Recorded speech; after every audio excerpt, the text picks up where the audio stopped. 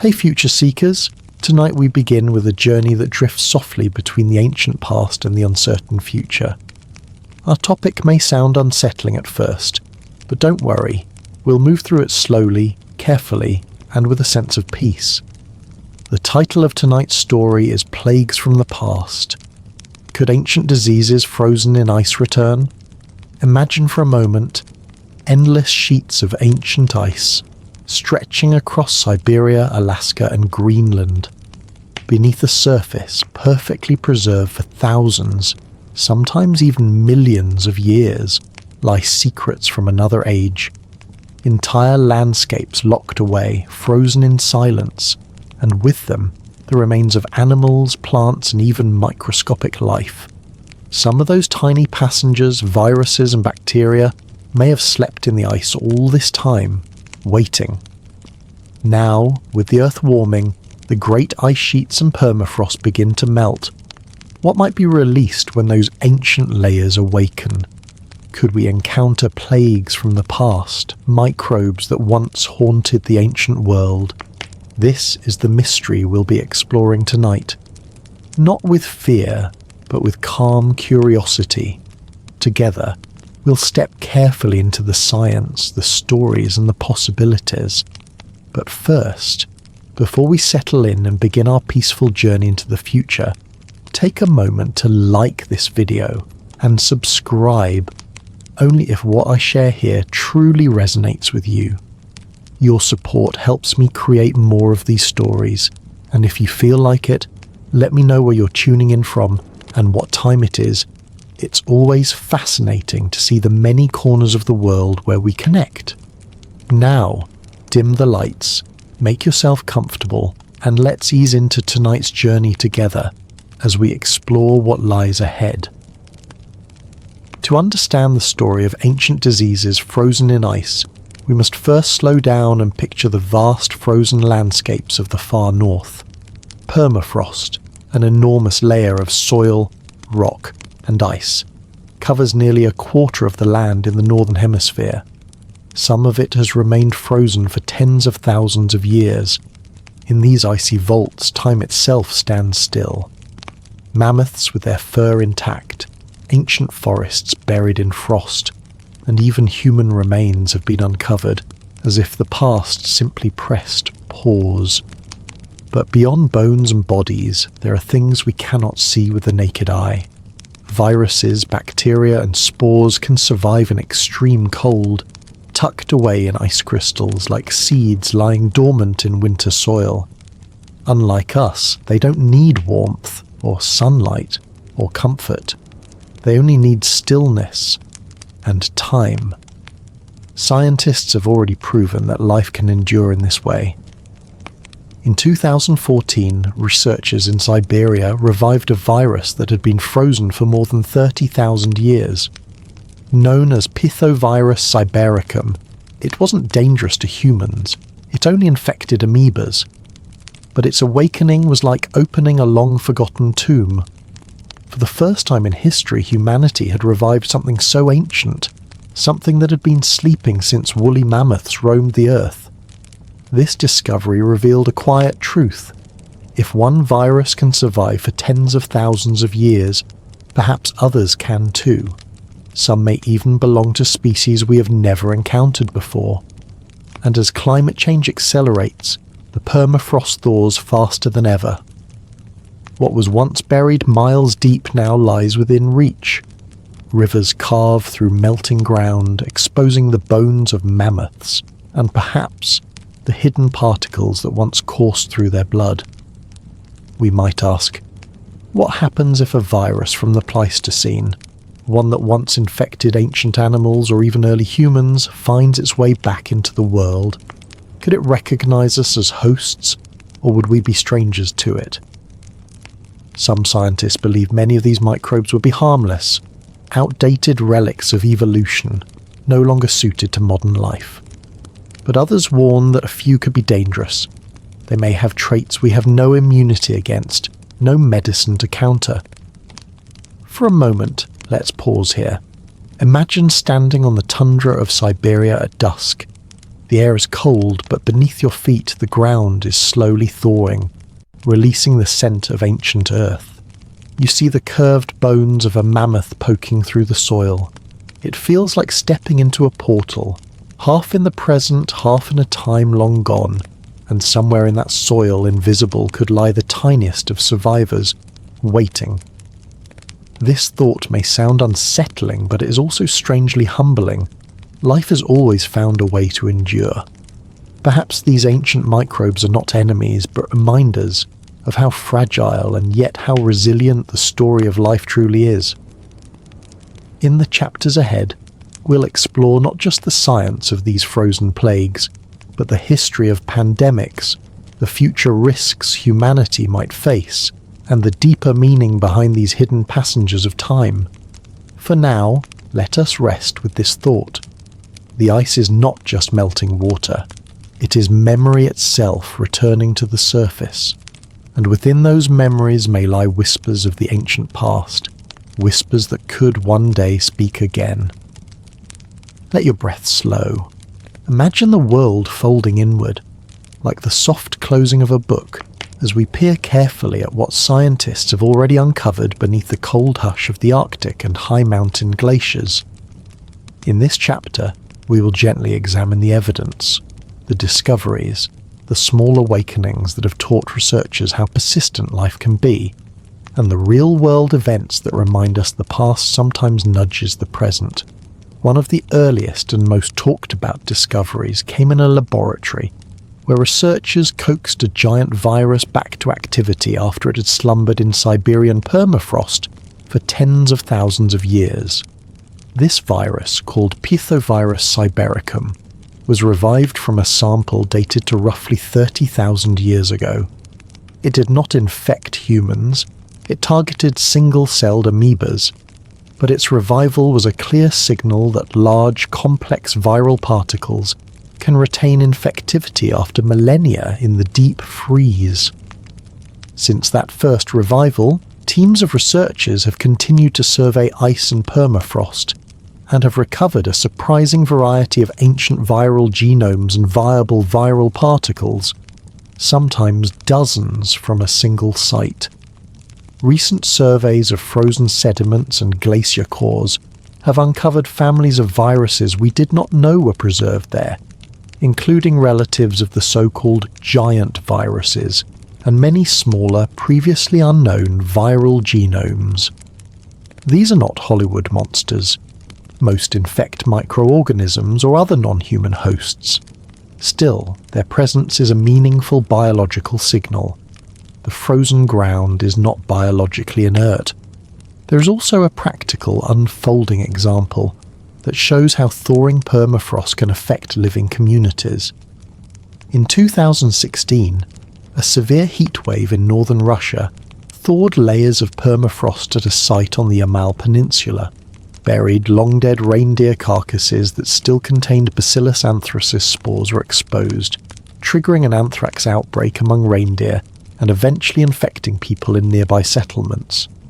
Dozens were hospitalized, and one death was reported, a sober reminder that some hardy bacterial spores can retain infectivity for decades or centuries and become re-exposed when the ground warms. To appreciate the scale of this frozen archive, consider the map of the far north. Permafrost underlies a substantial portion of the northern hemisphere's land surface, commonly estimated at around 14 to 16 million square kilometres, roughly 11 to 15% of the Earth's exposed land area. This is not a fringe curiosity. It is a global feature of our planet's cryosphere, holding petabytes of biological memory in its frozen matrix. Researchers have begun to treat permafrost as a potential reservoir, not just of organic carbon and greenhouse gas potential, but of preserved microbes and genetic material. Reviews and risk assessments in recent years have examined how thawing can mobilize ancient bacteria, viruses and resistant genes into modern waterways, soils and food chains.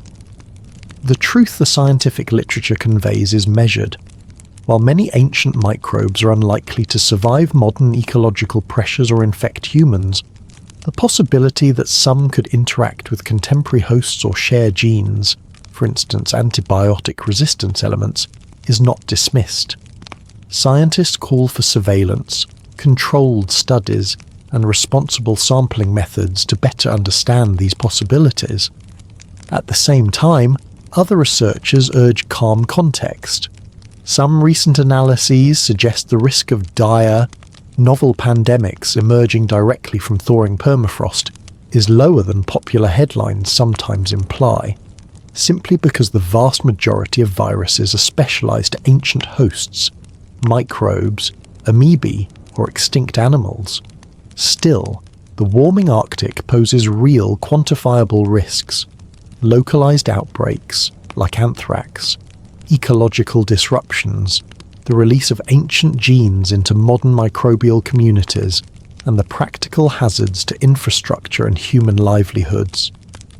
These nuanced assessments help us avoid alarm without ignoring caution. Now imagine standing again at the edge of that thawing tundra. The air smells faintly of peat and old grass. A trickle of meltwater runs pale with ancient sediments. Scientists in heavy coats move slowly, collecting cores with gloved hands, transporting fragile samples back to sterile labs where microscopes and sequencers whisper secrets that were once frozen in time. Each discovery is less a drama and more a careful conversation between past and present, a conversation we are still learning to interpret. Before we drift onward, notice how our focus has shifted from mystery to measured evidence. We have seen that ancient biological material can persist, that thawing has already produced real disease events, and that the scientific community frames the risk with both curiosity and restraint. In the next chapter, we will gently explore how microbes survive the deep freeze, the biophysics and biological strategies that allow viruses and bacteria to persist for millennia, and what that means for whether they can awaken and adapt to modern hosts. If you find your thoughts wandering, simply return to the rhythm of your breath and let imagery settle like snow on a quiet field. Let's continue our calm journey into the frozen unknown. We've seen that ancient viruses and bacteria can be found preserved in ice. But how do they last so long? How is it possible for something as fragile as a virus, or as delicate as a living spore, to survive not just years or centuries, but tens of thousands of years, locked away in the cold? Tonight we will explore those mysteries slowly, carefully, and in a way that is easy to follow. Let's begin with the simplest truth. Ice is nature's pause button. When a body, a seed, or even a microbe becomes frozen, chemical reactions that normally break things down, reactions like decay, oxidation, and digestion, are slowed to almost nothing. The cold acts like a gentle guardian, holding these microscopic beings in a state of suspended animation. But ice alone is not enough. For life to endure deep time, it needs strategies. Some bacteria form spores, tiny hardened shells that shield their DNA and proteins from damage. These spores can survive radiation, dryness, and yes, freezing.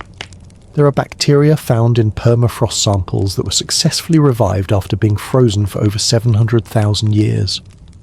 When thawed, they woke up, stretched in their microbial way, and began dividing again, as though nothing had happened. Viruses, on the other hand, are not alive in the way we usually think of life. They are packets of genetic material wrapped in protein coats, but their simplicity is their strength. Because they don't require metabolism until they infect a host, they can remain unchanged for astonishing spans of time.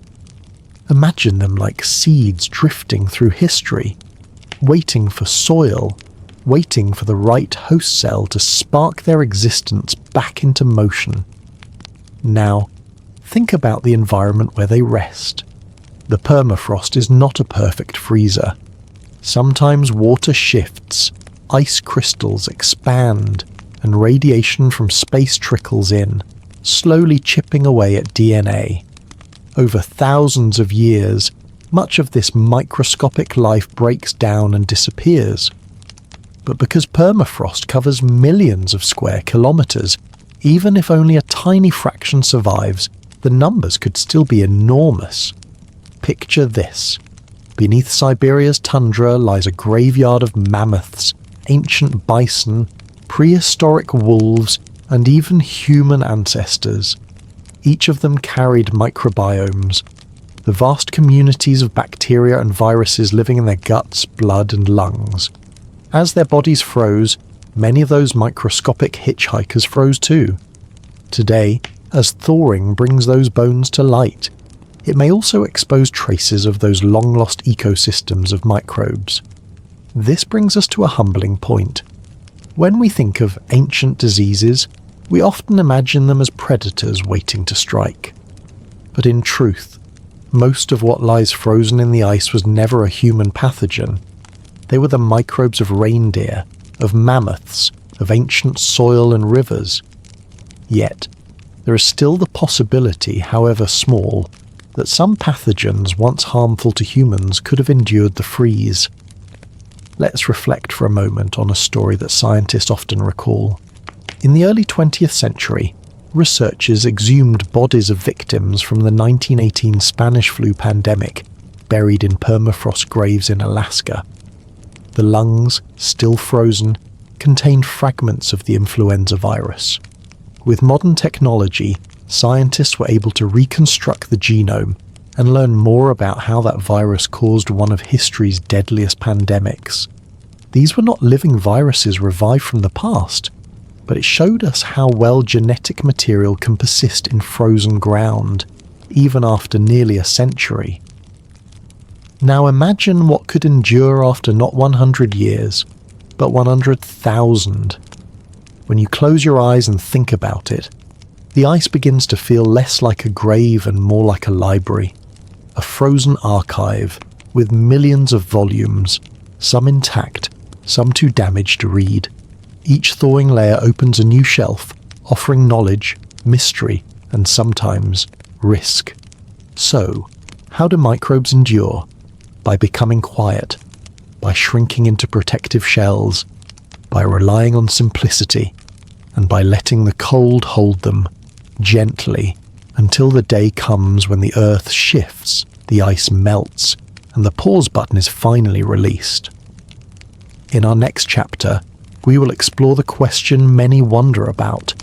If these ancient microbes awaken, could they infect us? We'll look at the science of immunity, the differences between ancient and modern humans, and whether diseases of the past could find a foothold in our bodies today. For now, let your thoughts drift gently, like snow settling on a quiet plain, and remember, survival in its simplest form is patience. Let's move gently into the question that lingers in everyone's mind. If these frozen microbes are waking up from the ice, if they are thawing after thousands of years, what would happen if they met us? Could they infect our bodies, cause illness, or even spark new pandemics? This is a question that blends science with imagination, and tonight we will explore it slowly, carefully, with clear eyes and steady breath. First, let's remember, the majority of microbes found in permafrost are unlikely to affect humans. Most viruses specialize in very specific hosts. A virus that once infected a woolly mammoth may not recognize us at all. Imagine trying to use a key from an ancient door on a modern lock. It simply won't fit. Many of these microbes will simply fade when exposed to our world, unable to find a host, unable to continue their ancient cycle. But there are exceptions. Some microbes, especially certain bacteria, are incredibly hardy and less picky about their hosts. Anthrax is one example.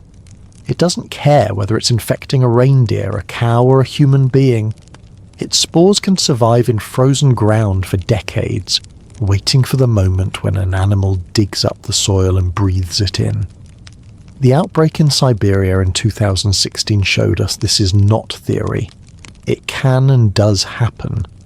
Viruses, however, are more mysterious. If an ancient human virus were preserved in the ice, could it still infect us today? The answer lies in two ideas: our immune system and evolutionary change. Our immune system is like a living library of experiences. Each generation carries traces of past battles, antibodies passed down, genetic defenses shaped by survival. If a virus from 30,000 years ago were to return, we might face something unfamiliar. Our immune system would not have the instructions ready to fight it. In that sense, such a virus could have an advantage. But on the other hand, viruses are also fragile in their own way. Many lose their infectivity over time, even when frozen. And even if they do survive, the world they return to is not the same world they left. Humans have changed. The very cells in our bodies may have evolved subtle differences. The virus may not fit as neatly as it once did. Like a traveller arriving in a city where the streets have been rearranged, it may find itself lost. Still, scientists acknowledge the possibility. If a virus once harmful to humans were preserved and thawed, it could potentially infect us again. The chance is small, but it is real. And sometimes it is not the direct infection that worries scientists, but the genetic material these viruses carry. Imagine ancient code mixing with modern microbes, creating hybrids, or passing along traits like antibiotic resistance. In this way, even old and broken viruses could whisper new instructions into the living fabric of today. Let's pause here and step into a story to make this more vivid. Picture a small research lab in the Arctic. Scientists carefully extract a frozen core of soil, dark brown against the white snow. They thaw it gently, under sterile glass, and peer into the sample through microscopes. At first, nothing moves. Then, a tiny shimmer, a cell infected by something unseen. The scientists don't see the virus itself, but they see the effect. The cell swells, bursts, and vanishes. A chain reaction begins, silent, invisible. This is the moment life stirs again after thousands of years. It is not a pandemic in the making. It is a reminder that our world is layered with time, and that life, in all its forms, has a patience beyond imagination. The thought of ancient infections may sound frightening, but let's hold it gently, without panic. Science teaches us that while the possibility exists, it is not the end of the story. Humans have always faced new diseases. We have developed medicine, vaccines, and knowledge with each generation. This same curiosity that digs into the ice also builds the tools to protect us. So, could ancient microbes infect us? Possibly. Some might, most will not. But their existence reminds us that we are part of a living continuum, a thread of survival stretching back through deep time. In the next chapter, we will explore how pandemics have shaped human history, and why the idea of ancient plagues returning touches such a deep chord in us. As you settle deeper into relaxation, think of this. Fear comes from the unknown, but so does wonder. Let's drift softly into the pages of history. If we are to understand the quiet threat of ancient diseases thawing from the ice, we must look at the pandemics that have already tested humanity. These stories of the past are not meant to stir fear, but to guide us with perspective. They remind us that outbreaks have always been part of the human journey, and that we have endured them, time and again. Close your eyes for a moment and imagine the distant hum of the past. A medieval city, its cobblestone streets narrow and crowded. Candles flicker in windows, and then silence spreads, interrupted only by the creak of wagon wheels carrying the sick away. This is Europe in the 14th century, during the time of the Black Death.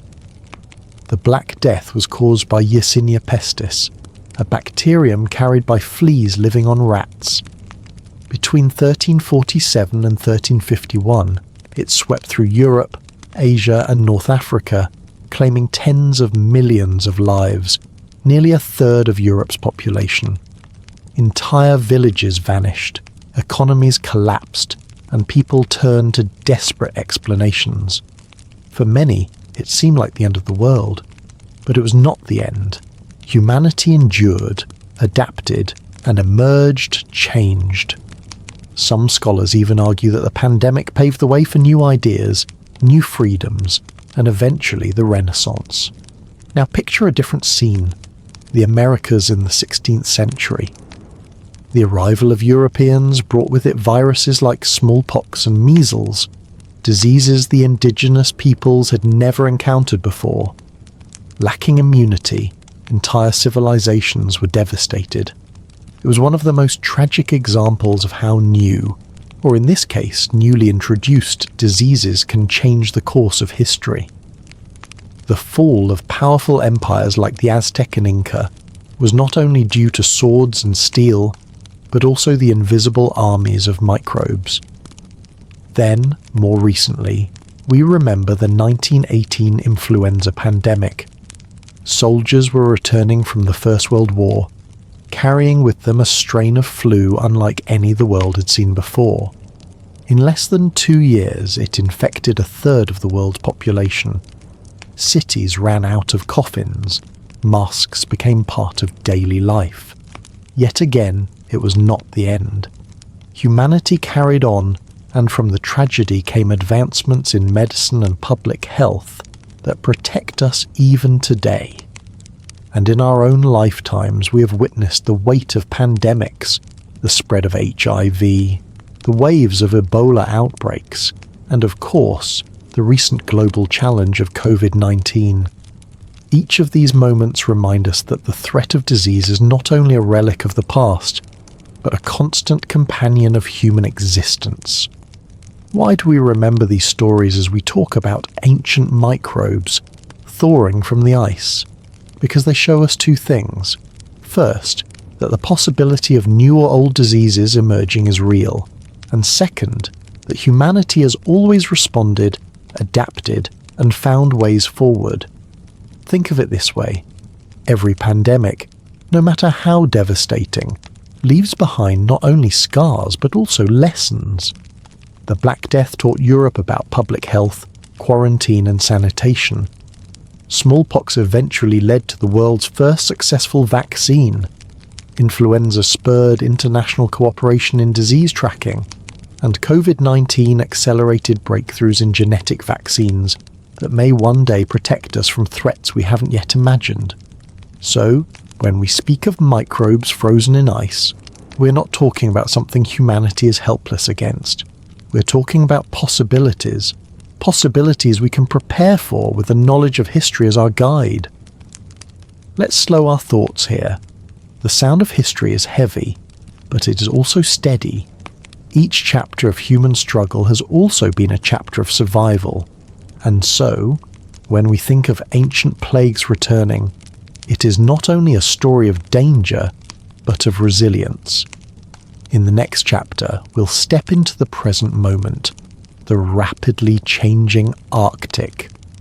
We'll look at how climate change is reshaping the ice, exposing ancient layers more quickly than ever before, and what scientists are witnessing right now as they watch the permafrost thaw. For now, breathe deeply and let this thought rest in your mind. Humanity has faced the shadow of plagues before, and every time we have carried the light of survival forward. Let's ease now into the present moment, where the quiet march of climate change is reshaping the very stage upon which this story unfolds. If ancient microbes are locked in the deep freeze, it is the warming world that is turning the key. Close your eyes and picture the Arctic from above. White glaciers stretch endlessly, broken only by rivers of turquoise meltwater winding like veins across the surface. Vast expanses of permafrost, ground that has remained frozen for thousands of years, lie beneath forests, tundras and frozen lakes. For so long it is steady, unmoving, a constant of the northern world. but now it stirs. Permafrost is thawing at an accelerating rate. In Siberia, Alaska and Canada, the frozen soil is softening, collapsing in places, forming vast craters and sinkholes. Some are so large they look like scars on the earth, deep wounds where the frozen ground has given way. In these newly exposed layers lie plant roots, animal remains, and sometimes bones of creatures that walked the earth before recorded history. Alongside them, invisible, may lie the preserved microbes we've been discussing. The cause of this thaw is clear: rising global temperatures. The Arctic is warming nearly 4 times faster than the rest of the planet. As the ice retreats, it exposes soil that has been undisturbed since mammoths roamed, since early humans crossed land bridges, since ecosystems we cannot fully imagine flourished. Each layer of soil that thaws is like peeling back a page in the Earth's diary. And those pages are not blank. They are filled with life, frozen in pores. But the thaw does not release only microbes. It also exhales carbon dioxide and methane, greenhouse gases that further warm the Earth. The permafrost is both a freezer and a vault, and as it opens, it threatens to change not only our health, but also our climate. This is what scientists call a feedback loop. As the ice melts, it releases gases that make the world warmer, which melts more ice, which releases more gases, and on like a wheel turning faster and faster.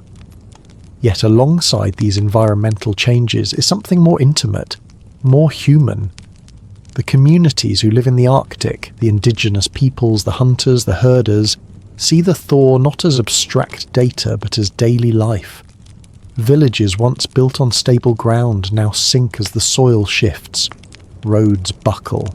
Ancient grave sites re-emerge from the melting earth, and yes, sometimes, diseases that were thought long gone, like anthrax, resurface. Let's pause here and imagine the perspective of a reindeer herder in Siberia. For generations, the land has been frozen, predictable, a rhythm known to his ancestors. But in one summer, the ground softens. Reindeer begin to fall ill. A sickness spreads quickly and whispers start. This is the disease of the old times, the one that came from the soil. The herder realizes that even the earth itself, once a trusted companion, now holds unpredictable dangers. This is why scientists watch the permafrost so closely. Every year, teams drill deep cores into the frozen ground, measuring gases, studying microbes, analyzing ice crystals. Some search for clues to climate change, others for biological risks. What they find is both fascinating and sobering. Viruses older than human civilization, bacteria carrying genetic codes unfamiliar to modern medicine, and layers of organic matter that have waited in silence for millennia. And yet, let us not forget, this is not a horror story. It is a reality shaped by nature's complexity. Most microbes will fade into nothing when thawed, their structures too fragile to survive exposure. Some may stir but find no host. A few, however, may adapt, slip into modern ecosystems, and remind us that life, ancient or new, always finds ways to persist.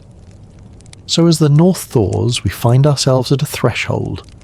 On one side lies knowledge, opportunities to learn from the deep history of life, to discover new insights about biology, evolution, and resilience. On the other side lies risk, the chance that ancient plagues, long silent, may awaken into a world unprepared for their return. As you drift deeper into relaxation, remember, the story of the thawing north is not just about melting ice. It is about time itself, unravelling. Every drop of meltwater carries with it echoes of a world that came before us, and perhaps hints of a world yet to come.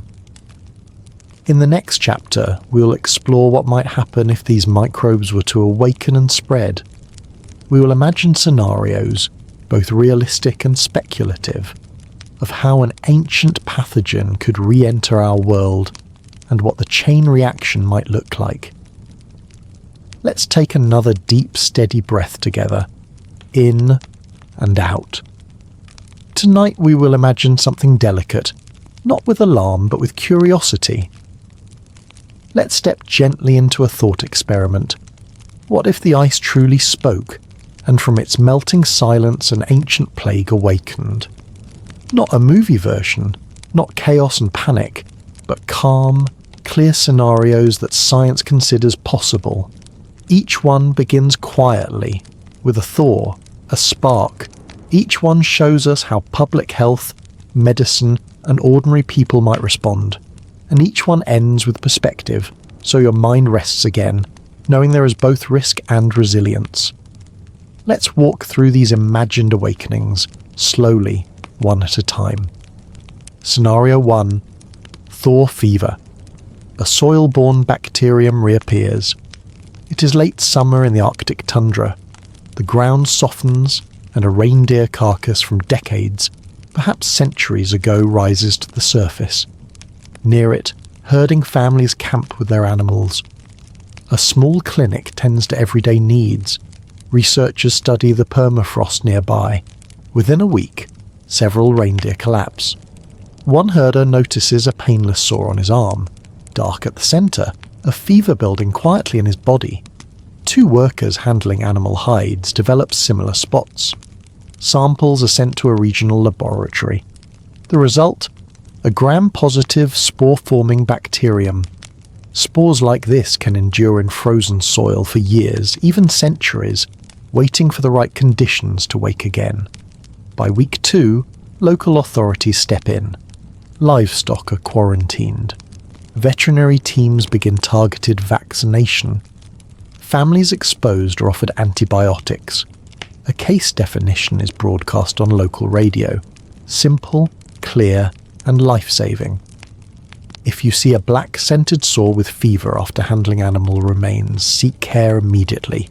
Drones survey the landscape, finding other carcasses emerging with the thaw. Teams incinerate remains in controlled pits, covering burial sites with fresh soil. Weeks pass. 28 human cases emerge, one tragically fatal. But the outbreak never leaves the region. Reindeer are vaccinated. Families receive gloves, masks, and safe handling kits. The community adapts. A new seasonal rhythm forms. Maps mark spore. Hotspots. Schools teach the next generation how to recognize risk, and simple field tests help herders check soil before grazing. This bacterium never spreads far person to person. It prefers soil and animals. That is why, despite its frightening origin, the outbreak remains local. Controlled, painful, but contained. Scenario 2. Ockpox, an orthopox-like virus from a frozen den. Now imagine a paleontology team excavating an ancient fox den. They find feathers, bones, and something else. An echo of a virus that once lingered in wild hosts. A field technician develops a mild fever and a rash on his forearm. He assumes it's a skin reaction. Days later, 2 colleagues show similar lesions. A mobile sequencing unit, standard in modern expeditions, analyzes the swabs. The result is unmistakable. An orthopox-like virus, a cousin of smallpox though not the same. Health officials respond calmly. Ring vaccination begins, an old trusted method revived for modern use. A circle of people closest to each case receives the vaccine, halting the chain before it grows. Patients isolate in lodge rooms, cared for by nurses using barrier precautions, while telehealth check-ins keep them connected. Contact tracers, local and trusted, map exposures quickly, with small stipends ensuring families feel supported, not punished. The virus spreads slowly. Its reproduction number is low, just above 1. Most patients experience mild illness. Sequencing shows the virus shares enough features with known strains that vaccines work well. Public health messages emphasize the facts. It spreads through sustained contact, not through casual outdoor encounters or packages. Fear begins to dissolve as neighbours recover visibly.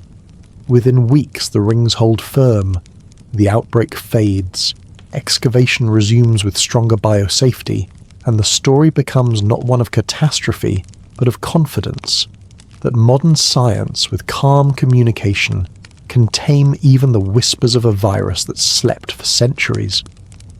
Scenario 3. Borealis. A rodent-carried RNA virus finds a new niche. Farther south, a subarctic port town hums with construction. Thawing ground displaces rodents, sending them into sheds and warehouses. In the hospital, doctors notice something odd. 3 healthy adults present with severe pneumonia after cleaning infested spaces. Rapid tests find nothing familiar. Public health watches closely. Clinics are asked to report fever with cough linked to rodent exposure. A university lab sequences the culprit, a novel RNA virus related to hantaviruses. Portable nanopore sequencers confirm the finding in days, not months. Response is quick and practical. Workers are told, dampen dust before sweeping, wear gloves, dispose of droppings safely. N95 masks are distributed for high-risk cleanup. Trappers and ecologists map rodent nests. Ventilation improves in crowded warehouses. The virus rarely spreads between humans. Most infections stem directly from rodent contact. After 6 weeks of housing retrofits and education, cases drop sharply. Life steadies again. The lesson endures. Thaw changes animal habitats, but awareness and better building standards can break the chain. The global stage never feels this event. It remains a local ripple, managed and resolved. Scenario 4. The quiet gene. Ancient DNA shares its secrets. Not all dangers are diseases themselves. Sometimes ice releases fragments of DNA, ancient plasmids that once helped bacteria resist natural antibiotics. Months after a spring thaw, a hospital far downstream sees a familiar bacterium behaving strangely. Resistant to drugs it should never resist. Genomic sleuthing traces the resistance back to northern sediments, carried quietly by rivers. This is not a plague, but a subtle pressure. Hospitals tighten antibiotic stewardship. Wastewater monitoring expands to trace the gene. River plants adjust treatment processes, longer settling, more UV exposure, and medicine adapts. Slowly, quietly, the healthcare system incorporates this new knowledge into its daily rhythms. What seems frightening at first, the idea of genes leaping across centuries, becomes instead a gentle reminder. Stewardship, surveillance, and engineering are tools strong enough to meet even ancient whispers of resistance. Scenario 5. The lab ripple. A containment scare. Finally, picture a field lab processing frozen soil cores. Long hours, storm winds outside. A vial cracks during thaw. 2 technicians feel unwell. Eye irritation, fatigue. The protocols click into place. Exposures logged. Prophylaxis started. Lab paused. Tests show the sample contained a giant virus that infects only amoebas, harmless to humans. The scare fades. Yet the lesson lingers. Safety culture matters. Reporting is rewarded, drills make reflexes sharp, and containment works best when mistakes are expected, not denied. The outcome is not fear but reassurance. Even when something slips, the system holds. When we weave these threads, what emerges? Yes, there are scary truths. Hardy spores can reawaken locally. A virus might surprise us. Genes can jump across centuries. Storms and melt seasons can amplify risk. But here are the soothing truths beside them. Most ancient microbes cannot survive in today's world.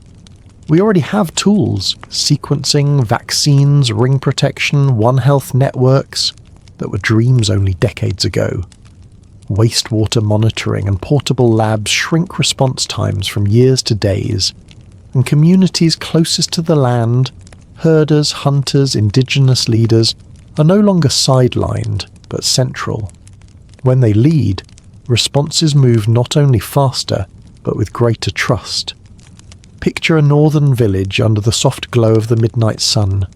Illness brushes the settlement's edge, but the clinic's porch becomes a place of gathering, not fear.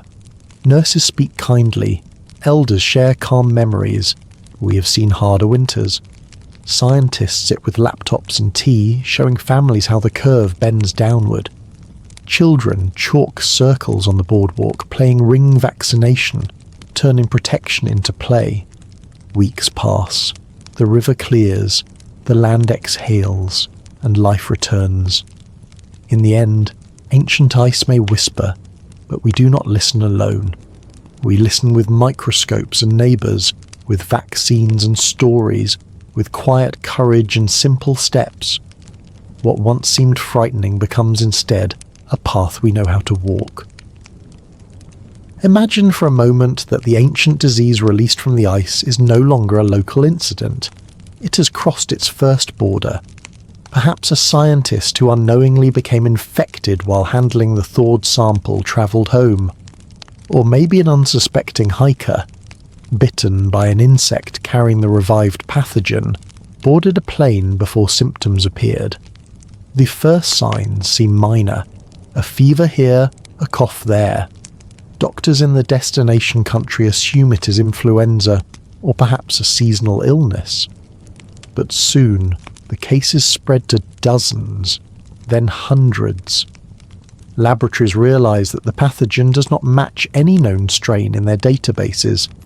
Something ancient has returned, something the immune systems of modern humans have never encountered. Hospitals begin to fill. At first it is one city, then two, then entire regions. Travel restrictions are imposed, flights are grounded, and borders tighten. But in a hyper-connected world, the spread of a pathogen is nearly impossible to contain once it has begun. Unlike ancient times, when plagues often burn themselves out within the boundaries of a single kingdom or region, today the entire globe can be exposed within weeks. Governments scramble to respond. Some countries impose strict lockdowns, attempting to buy time for their scientists. Others deny the seriousness of the outbreak, hoping to protect their economies. But such hesitation only fuels the spread. Social media erupts with panic, conspiracy theories, and desperate pleas for answers. Families cling to one another, uncertain if the world they knew is unravelling before their eyes. And yet, the most terrifying part of this scenario is not simply the illness itself, but the cascade of effects it would unleash on modern civilization. Supply chains would fracture. Grocery store shelves would empty as people rushed to stockpile food. Medical equipment, ventilators, protective suits, antibiotics would become scarce within weeks. Schools would close, businesses would collapse. Fear itself would spread faster than the disease. Now imagine this plague is not just another flu-like illness, but something far more insidious. Something that attacks in unexpected ways. Perhaps it lingers in the air for hours, making every shared space a risk. Perhaps it spreads silently through animals as well as humans, ensuring that eradication is impossible. Perhaps it has a long incubation period, allowing the infected to travel far before realizing they are sick. Each of these qualities, all present in different ancient pathogens, would make containment nearly impossible. Scientists would rush to sequence its genome, hoping to craft a vaccine, but developing and distributing such a solution could take years. In the meantime, humanity would be forced to adapt. Quarantine zones might become common. Cities could resemble ghost towns. Families might only see one another through screens, as the very act of gathering could mean exposure. And yet, in the midst of this nightmare, resilience would emerge. Communities would rediscover old ways of surviving, sharing food, supporting one another, creating local solutions when global ones faltered. The world, for all its fragility, has also shown remarkable endurance in the face of past plagues. It is this same endurance that would guide us through the storm of an ancient disease reborn. But this chapter leaves us with a question. If the release of a plague from the ice is not merely a possibility but an inevitability as the planet warms, how prepared are we really? Could our modern systems withstand the shock? Or would the revival of a single ancient microbe be enough to shake civilization at its core? The answer lies not just in science, but in how we, as a species, choose to prepare for the invisible threats buried beneath the melting ice. Take a slow, steady breath in and out as we step into a different layer of this story. It is no longer just the microbes themselves we imagine, but the shadows they cast on human thought and society. What happens when the very idea of an ancient disease awakens fear, curiosity and reflection across the globe? Picture it. News outlets around the world report that a previously unknown pathogen, frozen for centuries, has been detected. The headlines are urgent, but the stories vary. Some stress calm and science, others hint at apocalypse. Social media lights up with speculation, sometimes rational, sometimes wild. People in cities far from the Arctic read about viruses older than civilization and feel a chill in their modern, safe lives. This collective awareness has subtle, profound effects. First comes vigilance. Communities start to rethink hygiene, food safety and handling of wild animals. Schools add lessons on microbes, viruses and the history of plagues, blending biology with the story of our shared vulnerability. Parents explain to children how tiny organisms, invisible to the eye, can influence life in extraordinary ways. The lesson is simple but powerful.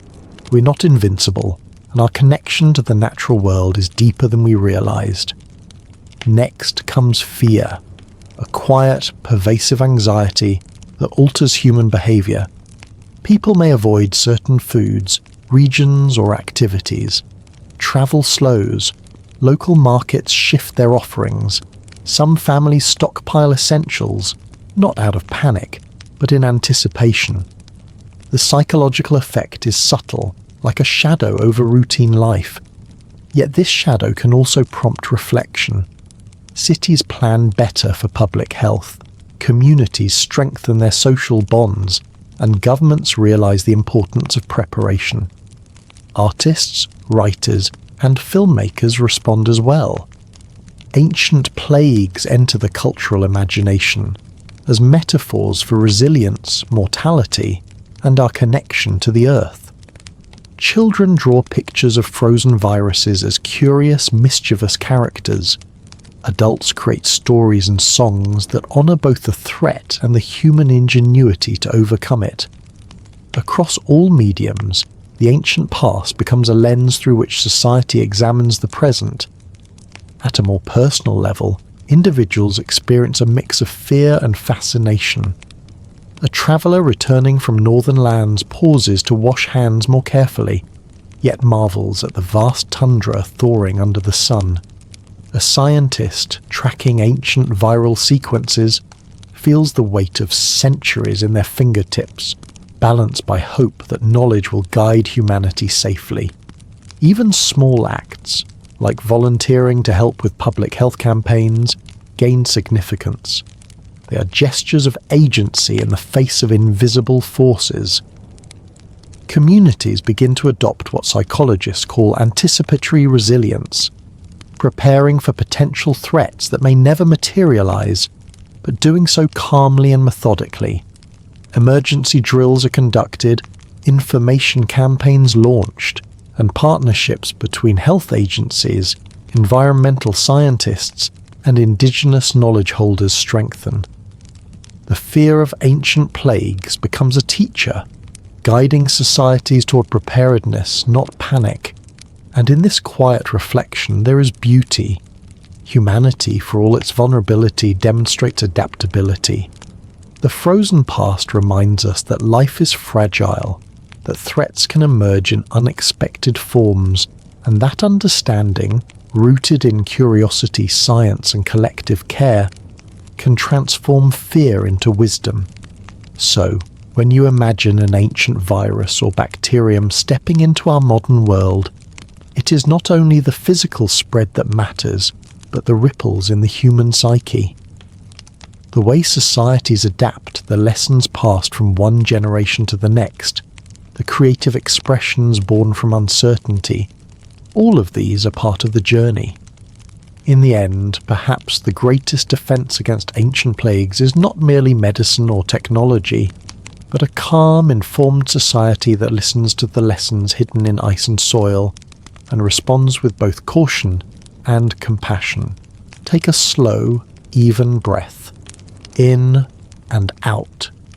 Now, we move from imagination to action, from possibilities to the tools humanity is quietly building to meet these ancient threats. Think of this chapter as a journey into the laboratories, the satellites, and the remote field stations that form our first line of defense. Imagine a small research station deep in the Arctic. The sun barely rises, painting the snow in pale gold and soft violet. Inside, scientists huddle over sequencing machines, their fingers moving with practiced care.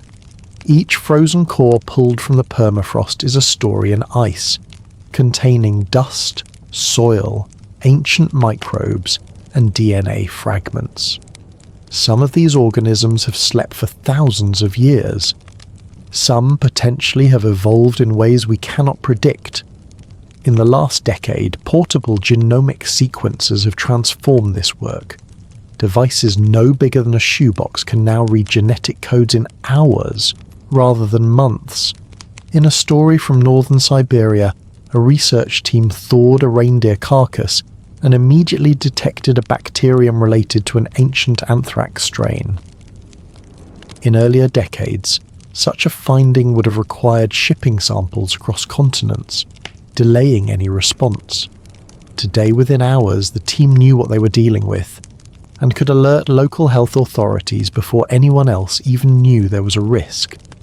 Beyond sequencing, environmental sensors have become silent sentinels. Drones sweep over thawing landscapes, infrared and thermal cameras spotting animal carcasses emerging from the soil. Soil samplers collect microbial data automatically, feeding it to cloud databases accessible to scientists around the world. In Greenland, a network of sensors now monitors ice melt, soil moisture and wind patterns. So when spores or viral particles are released, predictive models can estimate where they may travel, guiding preventive measures before exposure occurs. Meanwhile, wastewater surveillance has emerged as a surprisingly powerful tool. Cities already track influenza and poliovirus in their sewage systems. Now, expanded monitoring allows researchers to detect traces of ancient DNA or RNA fragments travelling downstream from melting regions. A small city in Canada once detected a DNA signature matching a gene linked to ancient antibiotic resistance, months before any human illness appeared. By the time clinical cases arose, hospitals were prepared with adjusted protocols, preventing the spread. Even the human element has transformed. One Health teams combining doctors, veterinarians, ecologists and engineers now work side by side. In Alaska, a single outbreak among reindeer prompted an immediate multidisciplinary response. Scientists sequenced the pathogen. Vets vaccinated livestock. Engineers ensured safe carcass disposal, and public health nurses communicated directly with communities. By the end, what could have been a regional catastrophe became a calm, managed event. Stories like these reveal another powerful tool: anticipatory simulations. Global labs now run scenarios: virtual plagues, ancient pathogens, shifting climates. Teams predict how a thawing virus might spread, how humans would respond, and what interventions would be most effective. In one simulation, a virus resembling smallpox re-emerges from the ice. The model shows that if ring vaccination begins within the first week, fewer than 100 cases occur worldwide. If delayed by a month, the same virus could reach tens of thousands. These simulations guide real-world planning, helping decision-makers act before the first patient even shows symptoms. And here is the beauty. All of this technology is calm, quiet, and often invisible to the public eye. Most people will never see the drones mapping tundra thaw, or the portable sequencers humming in Arctic labs. Yet these silent guardians work tirelessly, forming a web of protection across the globe. They remind us that even in the face of pathogens frozen for millennia, human curiosity, ingenuity, and collaboration create a buffer between fear and reality. A small story illustrates this well. In a remote northern village, a young girl watched her father carefully remove gloves after handling a reindeer carcass. "Why do we have to be so careful?" she asked. He smiled and explained, "The ice holds secrets. Sometimes they're just stories. Sometimes they're tiny things we cannot see that might make us sick. But knowledge and care keep us safe." That evening, the girl helped mark a map showing safe grazing areas, tracing invisible threats with her small fingers. In that simple act, we see the essence of preparedness, awareness, respect for nature, and careful, deliberate action. As we imagine ancient plagues emerging from ice, remember that these guardians exist: machines, protocols, and human dedication. They act quietly, effectively, and often invisibly. They remind us that while the threats are real, so too is the human capacity to observe, understand, and respond. In the end, the ice may awaken pathogens, but we're no longer unprepared for their whispers. Now we explore the quiet but profound force that is reshaping the frozen world: climate change. Not just rising temperatures, not just melting glaciers, but the subtle, almost invisible ways thawing ice may awaken microorganisms long hidden from human eyes. Picture the Arctic tundra under the soft amber light of a low sun. Snow crusts glimmer on the ridges. Beneath your feet, permafrost that has been frozen for thousands of years begins to soften. What was once locked in ice? Reindeer, muskox, ancient soil, viral fragments, starts to seep back into the living world. It is a slow, creeping process, one that will unfold over decades, not days. Scientists have long warned that as the planet warms, permafrost melts in pulses, sometimes gentle, sometimes sudden, accelerated by summer heat waves or unusually warm winters. Each thaw exposes layers of earth and ice that have never been touched by modern microbes. In Siberia, a story from the early 21st century illustrates this vividly. A reindeer carcass, preserved in frozen tundra for over 75 years, thawed unexpectedly during a heat wave.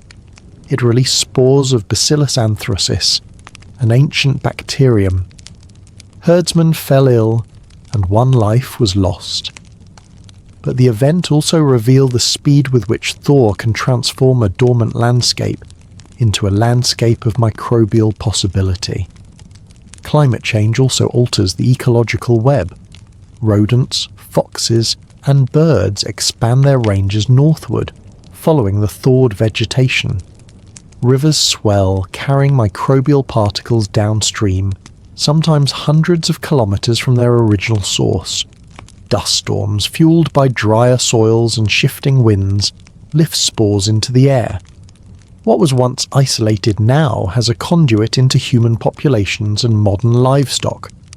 Yet even as these forces awaken ancient microbes, our ability to detect and respond grows in parallel. Satellite imagery tracks vegetation changes, snowmelt timing, and permafrost shifts. Portable DNA sequencers analyze ice cores in the field. Wastewater monitoring detects microbial genes months before symptoms appear. Scientists are effectively building a digital map of thawing threats, layer by layer, allowing them to predict and prepare before exposure occurs. A story brings this intersection of nature and technology to life. In a remote Alaskan village, local hunters notice that ice that traditionally held caribou carcasses solid through the spring is now soft by late April. Researchers arrive, setting up portable labs and drones to scan the thaw. They find soil-borne bacteria that have not been active for centuries. Instead of panic, the team implements simple, effective measures: gloves for handling carcasses, local vaccination for livestock, and community workshops explaining what is known and what is still a mystery. Life continues, but with deeper awareness and a calm vigilance. Climate change also forces us to think globally. As permafrost thaws in the Arctic, glaciers retreat in Greenland and Antarctica, and ice fields in Patagonia shift, each region becomes a potential source of previously frozen microbes. Rivers connect to oceans, animals migrate, and humans travel. The world, interconnected in ways ancient humans could never imagine, creates both risk and opportunity. Risk, because pathogens can move faster than ever before. Opportunity, because our communication, science, and cooperation are unprecedented. Here is the quiet truth. The ice does not release plagues indiscriminately. Most microbes cannot survive modern conditions. UV light, oxygen, human immunity, and competition from contemporary organisms act as barriers. What climate change does is increase the probability of encounters, sometimes with harmless microbes, sometimes with pathogens. The difference between a local, manageable event and a global crisis often lies in our preparation, knowledge, and calm response. And there is beauty in the story too. Communities that have lived alongside thawing landscapes for generations, indigenous peoples, Arctic herders, and long-term residents, offer knowledge that science alone cannot provide. They teach us which soils to avoid, how to handle animals safely, and how to observe subtle changes in the land. In this way, climate change is not merely a threat, it is a teacher, reminding us of our fragile connection to the earth and the wisdom that comes from listening closely. So, as the ice melts and the ancient world beneath it awakens, we walk a path between caution and curiosity. With science, awareness, and careful observation, humanity can navigate these changes with calm, deliberate steps.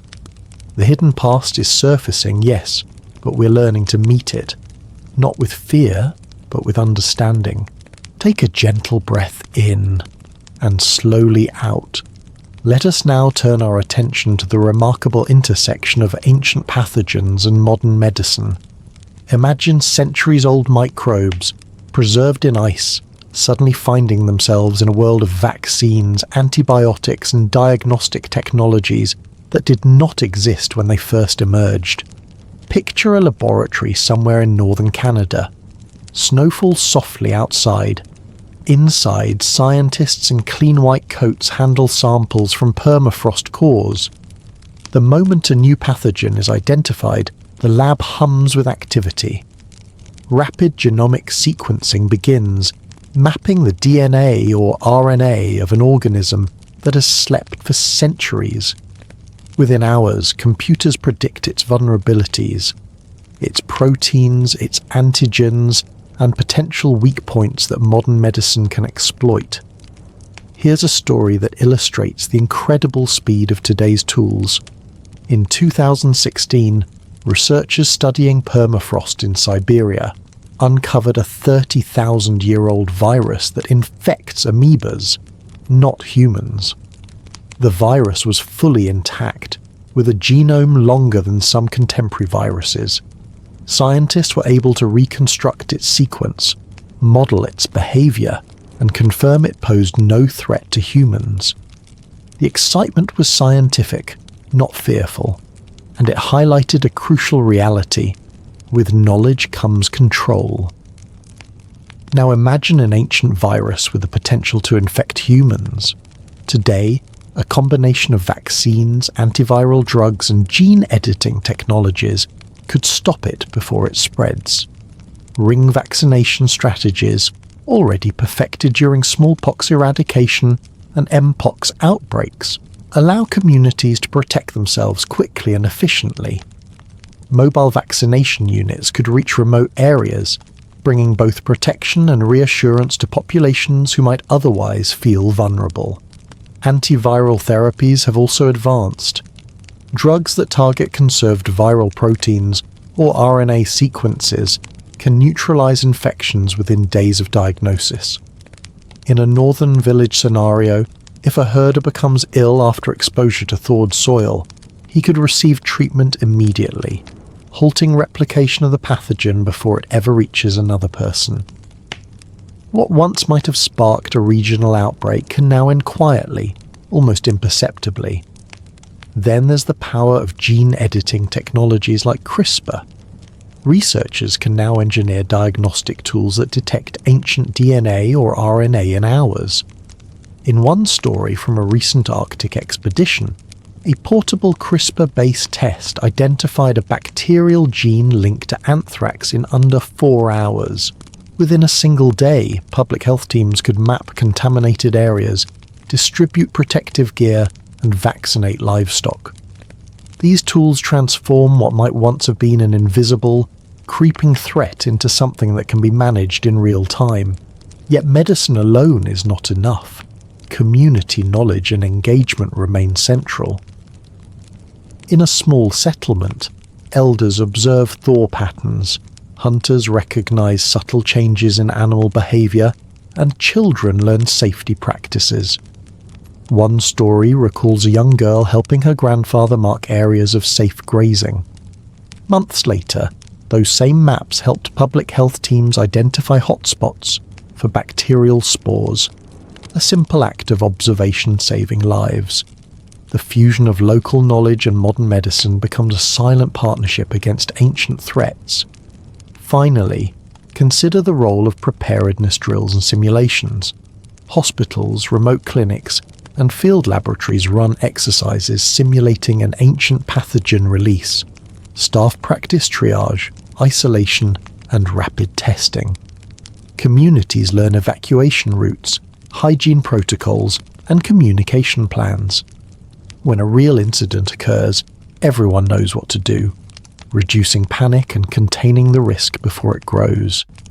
In this chapter, the story is not one of doom, but of capability and calm. Ancient pathogens may awaken, but humanity has tools, knowledge, and ingenuity that did not exist even a few decades ago. Vaccines, antivirals, gene editing, rapid diagnostics, and the wisdom of communities combine to create a network of protection that is both invisible and powerful.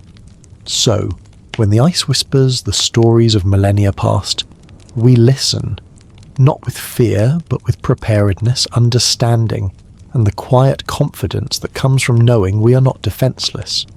The past may awaken, but the present is ready.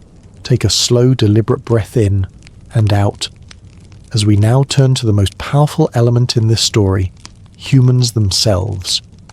Beyond labs, drones, and vaccines, it is the calm, deliberate actions of people that transform potential catastrophe into resilience. Tonight we explore the stories of those who meet ancient threats with courage, ingenuity, and quiet determination. Picture a small village on the edge of the Arctic tundra. The sun barely rises over a horizon of soft blues and whites. Reindeer herds graze, their hooves crunching on thawing snow. One summer, scientists uncover traces of an ancient bacterium in soil exposed by a melt slump. The news travels slowly to the village, carried first by local rangers and hunters. There is no panic, only measured concern. Here, a young nurse becomes the quiet hero of the community. She organises small workshops on safe handling of animal carcasses and soil, Children, naturally curious, are taught how to observe without touching, how to wash hands properly, and how to mark danger zones on village maps. One story recalls a boy drawing circles in the snow, labelling them as no-go zones for adults to avoid spores. A playful yet effective form of community education. Meanwhile, a herder notices that some reindeer are unusually lethargic. He records their locations, watches for patterns, and communicates directly with the mobile laboratory team. Thanks to his observations, potential outbreaks are contained before they reach human populations. His knowledge, honed over decades, complements scientific tools. Together, they form a quiet, powerful alliance, tradition and technology side by side. In another corner of the world, far from the Arctic, a university team tracks viral fragments from thawing permafrost. Months earlier, the team had run simulations imagining this exact scenario. They deploy mobile labs and send alerts to public health agencies. A researcher recalls how they rehearsed these steps with virtual reality simulations, walking through towns, checking quarantine protocols, and ensuring rapid communication. When the real signals appear, they respond calmly, efficiently, and without fear. And even in urban centres, stories unfold. In a city that receives travellers from regions affected by thawing permafrost, hospitals activate rapid response protocols. Patients are triaged, tested, and isolated in comfortable, humane settings. Families receive telehealth updates. Psychologists help calm fears, emphasizing facts over rumour. One anecdote tells of an elderly woman who, anxious about exposure, is invited to a community briefing. She leaves reassured, realizing that preparedness and knowledge are more powerful than panic. Resilience in these stories is rarely loud or dramatic. It is small, deliberate, and human. It is children learning to draw maps, nurses teaching hygiene with kindness, herders observing subtle animal behaviours, scientists sequencing genomes, and communities sharing knowledge. Each act, seemingly ordinary, contributes to a network of protection that spans the globe. Even when challenges arise, a sudden thaw exposing a forgotten carcass, a storm spreading dust laden with spores, or a new viral sequence detected, the world has learned how to respond. Protocols are in place, information flows quickly, and people act with intention rather than fear. This is not the dramatized chaos of movies. It is the quiet, reassuring reality of a human race capable of adapting to even the most ancient and unexpected threats. And perhaps the most important story is this. The frozen past teaches us not just about microbes, but about ourselves. We learn that vigilance can coexist with calm, that fear can be transformed into preparation, and that communities, connected by knowledge, observation, and care, form the strongest defense of all. So, as ancient microbes awaken, as the ice slowly yields its secrets, humanity does not merely endure. We listen, we act, we adapt, and through our stories of small villages, northern scientists, and urban responders, we see the quiet courage that turns potential disaster into resilience. In the end, the lesson is simple. Knowledge, compassion, and deliberate action allow us to meet the past without fear and to move forward into the future with calm confidence. Breathe in slowly and out as we enter a realm not only of science, but of thought and conscience. Tonight, we explore the ethical and philosophical questions that arise when humanity unearths pathogens frozen for centuries. How do we balance curiosity and discovery with caution and responsibility?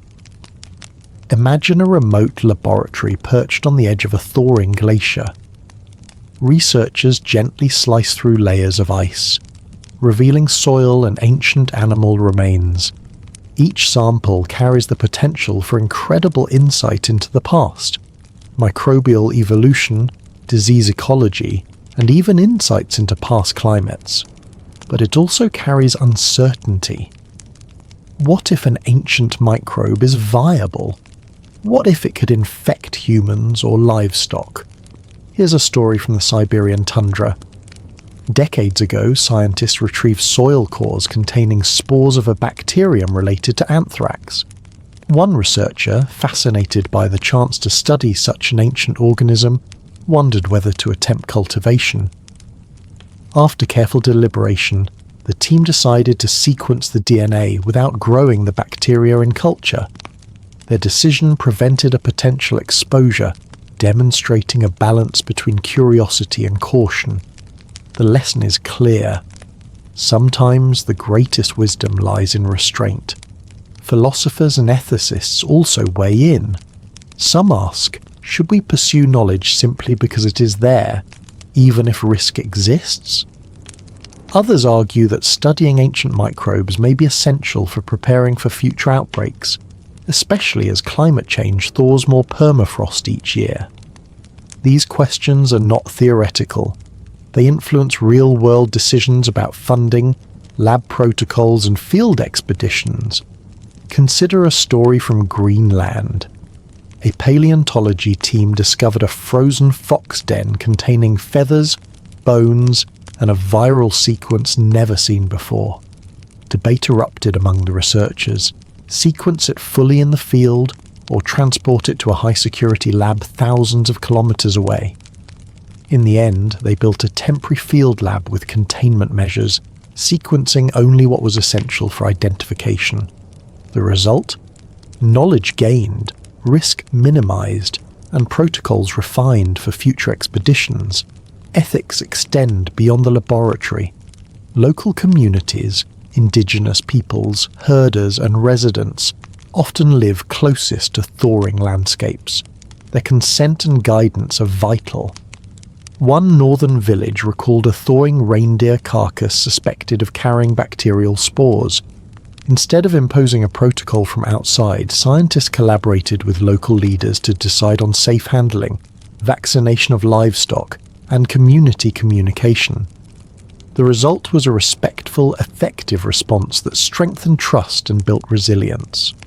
At a philosophical level, these interactions reveal a deeper truth. Humans are part of a long timeline, intertwined with microbial life. Ancient pathogens are not simply curiosities. They are echoes of a biological past. They remind us that life persists, adapts, and waits quietly. Our responsibility is to observe, learn, and act with humility. Stories from global field stations reinforce this balance. In Alaska, a thaw exposed viral RNA fragments in a river sediment. Researchers debated whether to attempt cultivation. They ultimately decided to monitor and sequence without culturing. Weeks later, a local outbreak of influenza unrelated to the ancient fragments occurred. The choice to exercise caution ensured that the community was prepared for natural disease without introducing additional risk. Even beyond immediate safety, ethical considerations influence broader scientific culture. Labs develop codes of conduct, field teams establish decision-making frameworks, and funding agencies require rigorous risk assessments. Curiosity and caution walk hand in hand, forming the foundation of responsible exploration. As we imagine the future, let this chapter remind us that humanity's greatest strength may not lie solely in our tools or technology, but in our judgment, patience, and respect for life. Both ancient and modern, each choice, each story demonstrates that we can unlock secrets of the past while protecting the present, and that ethical vigilance is as essential as scientific discovery. In the end, ancient ice speaks not only of microbes, but of our capacity to balance wonder with wisdom, risk with responsibility, and curiosity with care. That balance is what allows humanity to explore safely, to learn without harm, and to meet the hidden past with calm confidence. Take a calm, deep breath, in and out. Tonight, we explore one of humanity's most remarkable achievements: the global network of scientists, communities and technologies quietly working together to monitor thawing ice and the ancient microbes it may release. This is a story of vigilance, collaboration and ingenuity spanning continents and connecting people across time zones.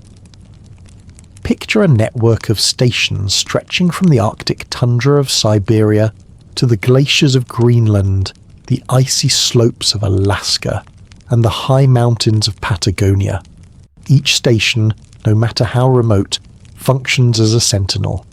Sensors measure soil temperature, ice thickness, and moisture. Automated samplers collect water and soil for microbial analysis. Drones patrol thawing slopes, capturing high-resolution images of exposed animal remains, soil slides, and permafrost cracks. All the data feeds into a central digital hub, where scientists, public health officials, and even local leaders can access it in near real time. Here is a story that illustrates the quiet power of this network. In northern Canada, a sudden melt exposed several reindeer carcasses. Local herders reported it immediately through a mobile app connected to the regional monitoring hub. Within hours, drones scanned the area, lab teams collected soil samples, and public health officers issued guidance to nearby settlements. The speed of communication prevented human exposure, demonstrating how technology and local knowledge work hand in hand. Beyond technology, international collaboration is key. Scientists in Finland share data with colleagues in Japan, who analyze viral sequences using high-performance supercomputers. Teams in the United States cross-reference these sequences with historical archives of pathogens frozen in museums and permafrost cores. Even the smallest observation, a reindeer's unusual behavior, a discoloration in thawed soil, can trigger global attention. A minor signal in one corner of the Arctic can guide preventive measures halfway across the world. Another story highlights the human element. A researcher in Greenland noticed an unexpected spike in viral fragments in a river. Rather than acting alone, she contacted local indigenous leaders and veterinary officers. Together, they designed a temporary monitoring protocol, ensuring the river was sampled without disturbing local fishing or wildlife. When sequences suggested a harmless virus, the team could relax, but the collaboration itself became a blueprint for future vigilance. Global monitoring also includes early warning simulations. Satellites track seasonal snowmelt, river flows, and soil moisture. Models predict where thaw might uncover ancient microbes and how weather patterns could spread them. For instance, in a simulation, a sudden thaw in northern Siberia coincides with strong winds, potentially carrying spores into human settlements. The model allows authorities to pre-position medical supplies, alert communities, and prepare rapid response teams before a single case occurs. Communication is another critical layer. News travels slowly in some of these regions, so trusted local networks, elders, herders, and community health workers act as intermediaries. They translate scientific updates into actionable guidance, avoid certain areas, wear protective gloves, vaccinate livestock, or report unusual animal deaths. One small village story shows how children even help mark thaw zones with painted flags, turning monitoring into a community activity. Through storytelling, observation, and participation, knowledge spreads calmly, effectively, and culturally respectfully. And then there is the remarkable element of global scientific solidarity. Laboratories, universities, and field teams often share findings before formal publication, creating a network of immediate learning. A viral fragment detected in Alaska may inform sample analysis in Siberia within hours. When one team discovers a new antibiotic resistance gene in permafrost soil, another team in Europe adjusts its protocols to monitor similar genes. This is a quiet, invisible defense, an invisible chain of vigilance stretching across oceans and time zones. Finally, consider the human stories woven into these networks. A nurse in a remote Alaskan clinic coordinating with a virologist in Germany.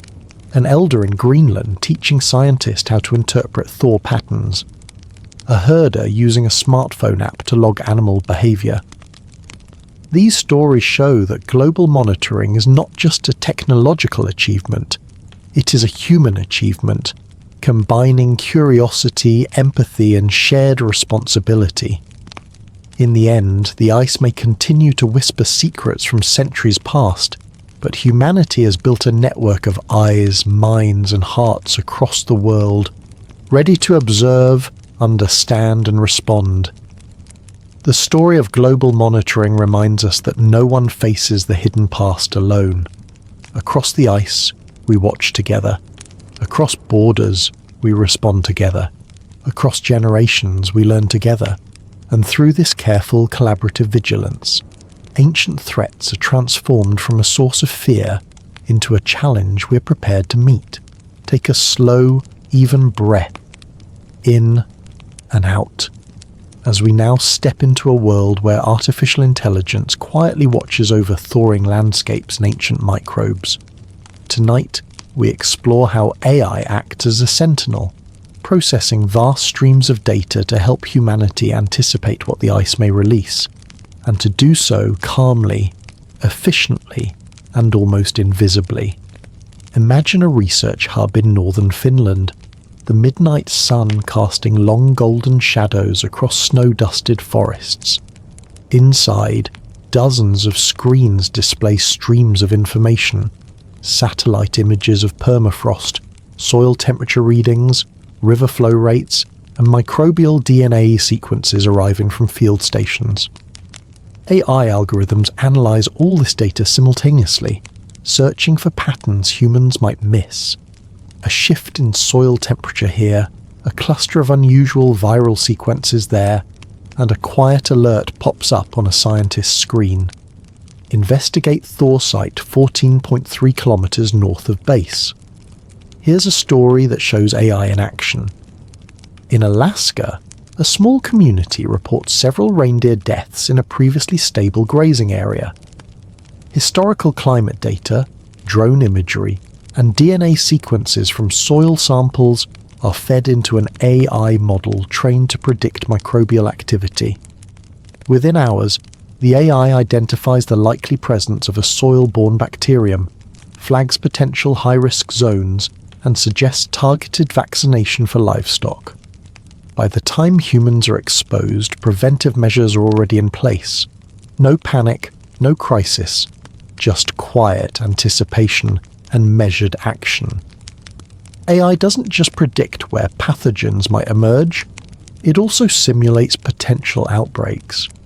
In one northern simulation, thawed permafrost exposes viral fragments in an abandoned animal den. The AI runs thousands of scenarios: wind patterns, human movement, animal migration, and even tourism flows.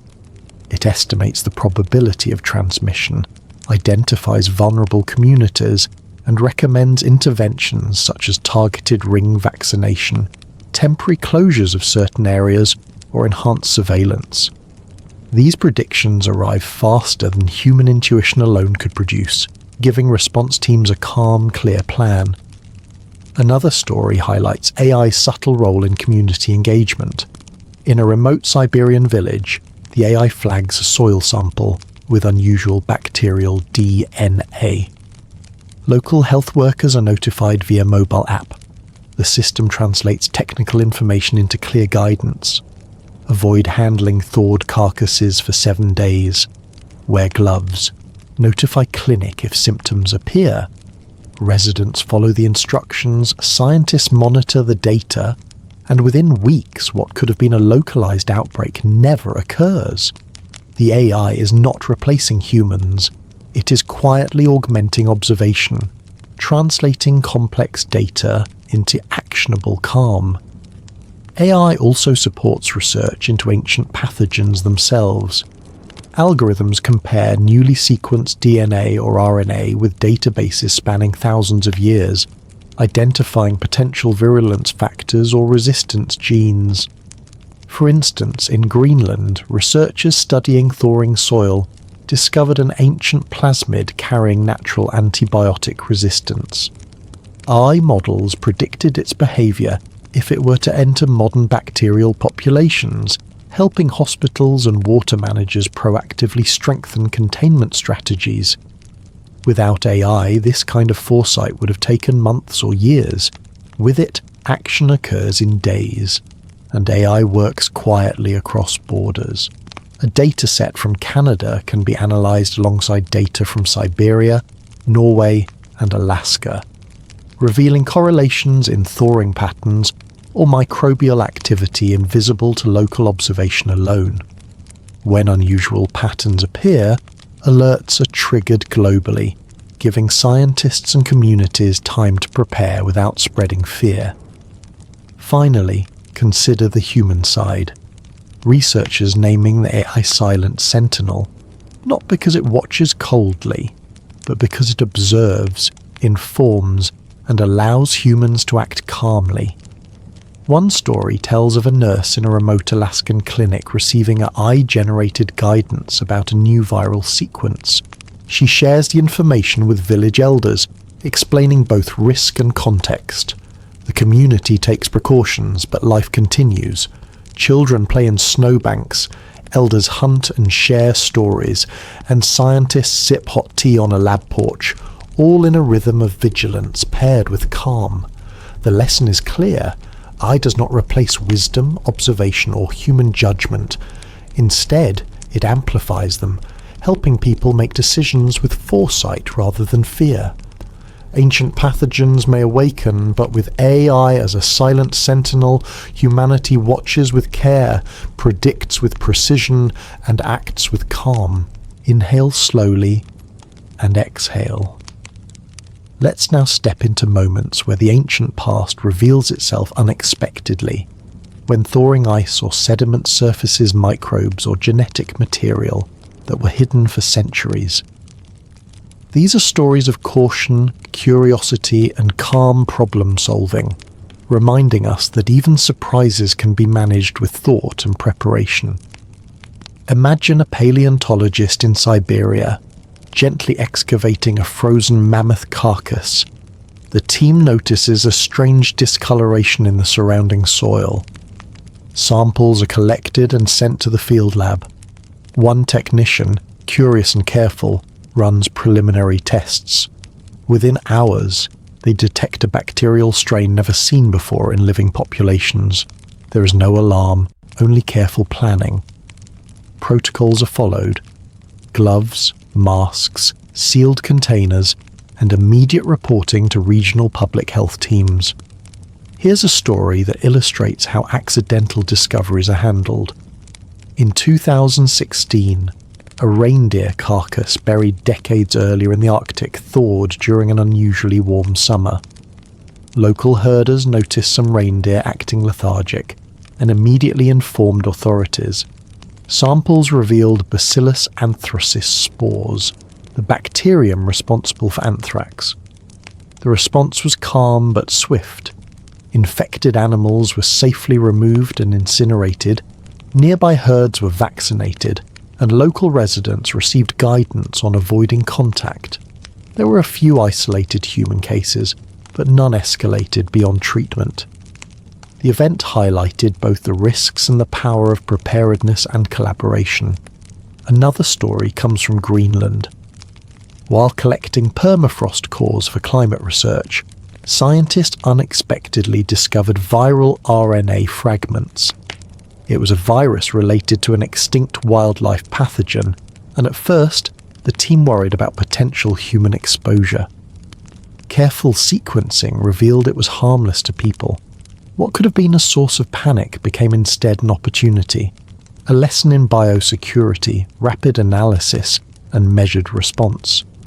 Even in urban settings, accidental discoveries occur.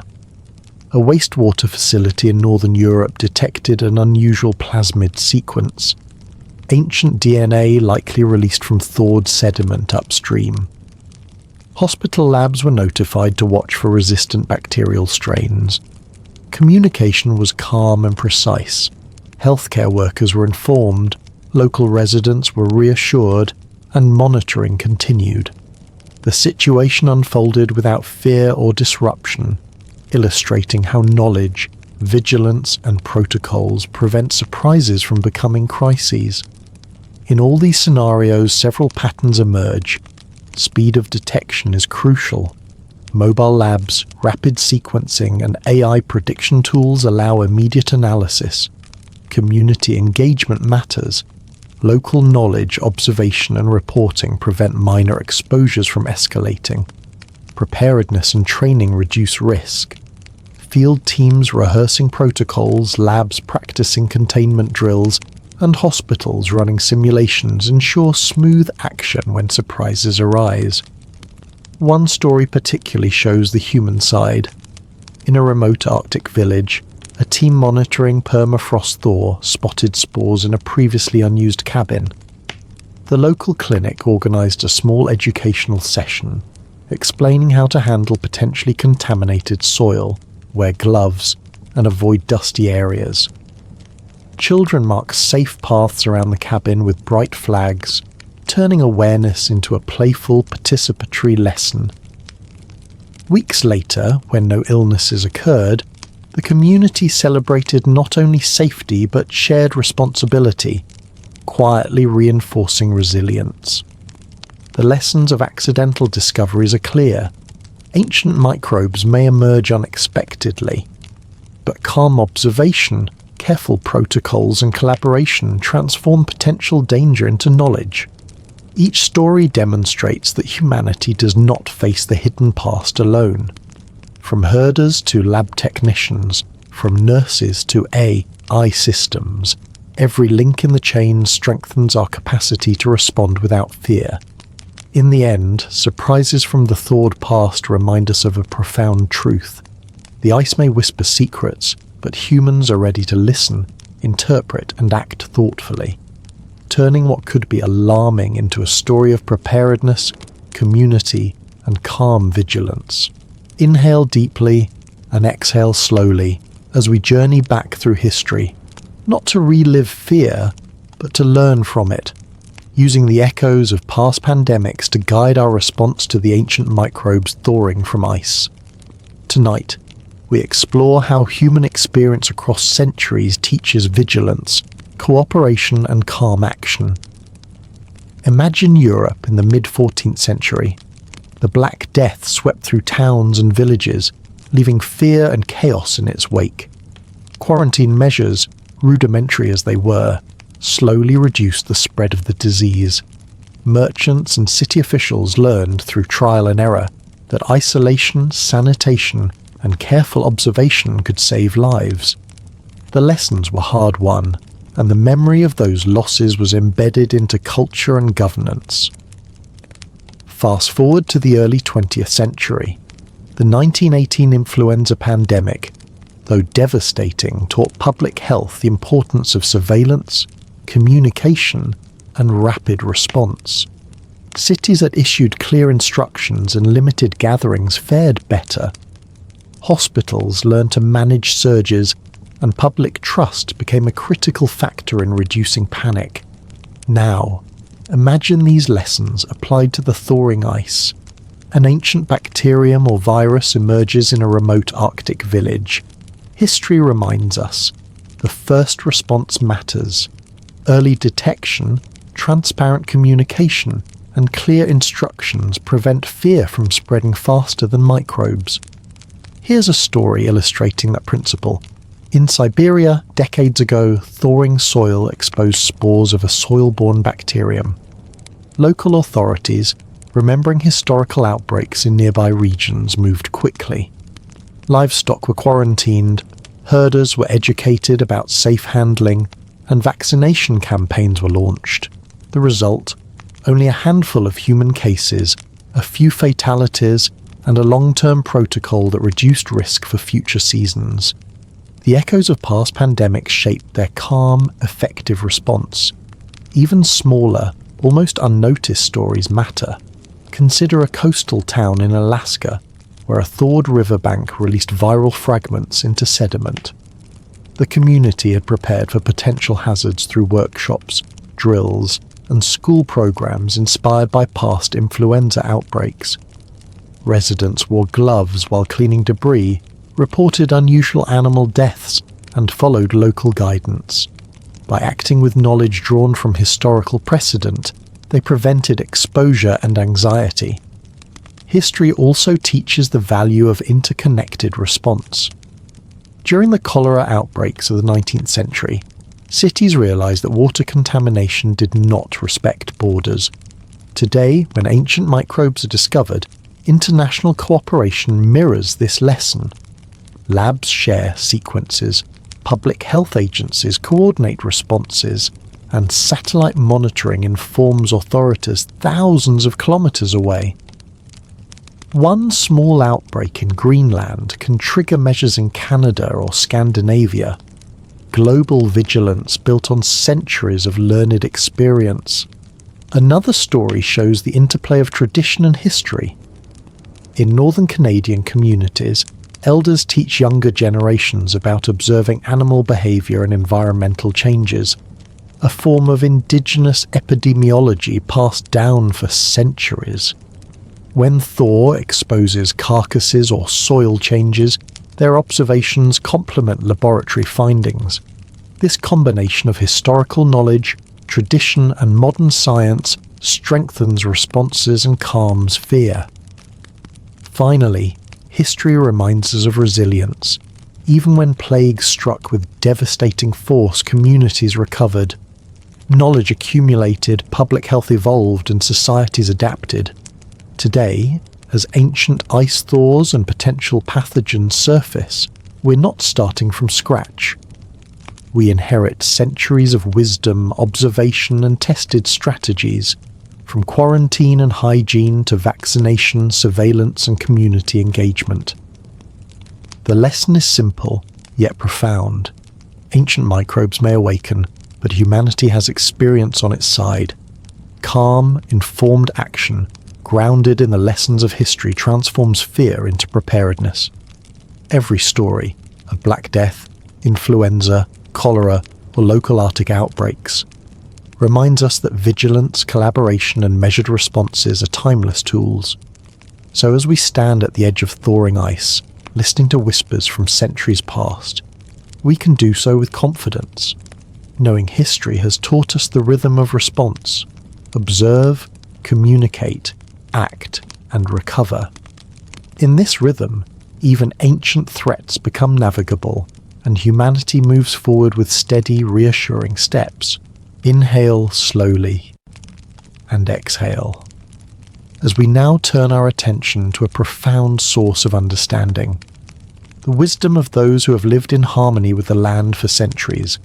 Tonight, we explore how local and indigenous knowledge quietly strengthens our ability to respond to thawing pathogens and unexpected microbial discoveries.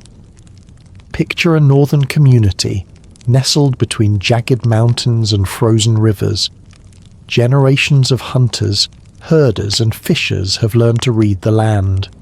The colour of the snow, the behaviour of animals, the scent of thawing soil. Every subtle change carries a story, a warning, or guidance. This knowledge becomes a living early warning system for modern scientists. Here's a story. In Alaska, thawing permafrost exposed several animal carcasses along a riverbank. Scientists were ready to test samples, but it was the local elders who first noticed the unusual patterns in wildlife. They observed that foxes and caribou were avoiding certain areas, and birds nested elsewhere than usual. The elders' observations, passed down through stories and careful tracking, guided scientists to the precise zones most likely to carry microbial activity. What could have been random sampling became targeted, efficient, and safe research, thanks to centuries of lived experience. In Siberia, a similar story unfolds. Herders noticed patches of soft, darkened soil emerging from thawed tundra. long before laboratory equipment detected any pathogens. They remembered tales of past livestock deaths associated with certain thaw patterns. By sharing these insights, they allowed veterinary teams to preemptively vaccinate herds and provide protective guidance to families handling reindeer. The result? Risk minimized and trust between communities and scientists strengthened. Indigenous knowledge also helps interpret environmental cues that might otherwise be overlooked. For example, unusual ice melt near river tributaries or early thawing of riverbanks can indicate areas where ancient microbes may resurface. Local trackers, using traditional signs such as moss patterns, ice texture, or animal movement, provide guidance that complements drone imagery, satellite data, and AI models.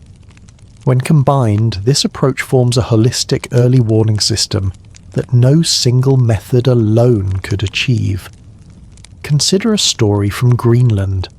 A team of researchers preparing to sample permafrost cores is guided by Inuit elders who instruct them on subtle ground vibrations and water flow patterns that indicate thaw slumps. The scientists follow the advice, collect samples safely, and detect ancient viral RNA fragments. The discovery could have been hazardous if mismanaged, but through respectful collaboration, the team learns not only about ancient pathogens, but also about the land itself, its rhythms, warnings, and resilience. Beyond detection, indigenous knowledge also shapes response strategies. Communities understand how to handle exposed soil, animal carcasses, or unusual wildlife behavior safely.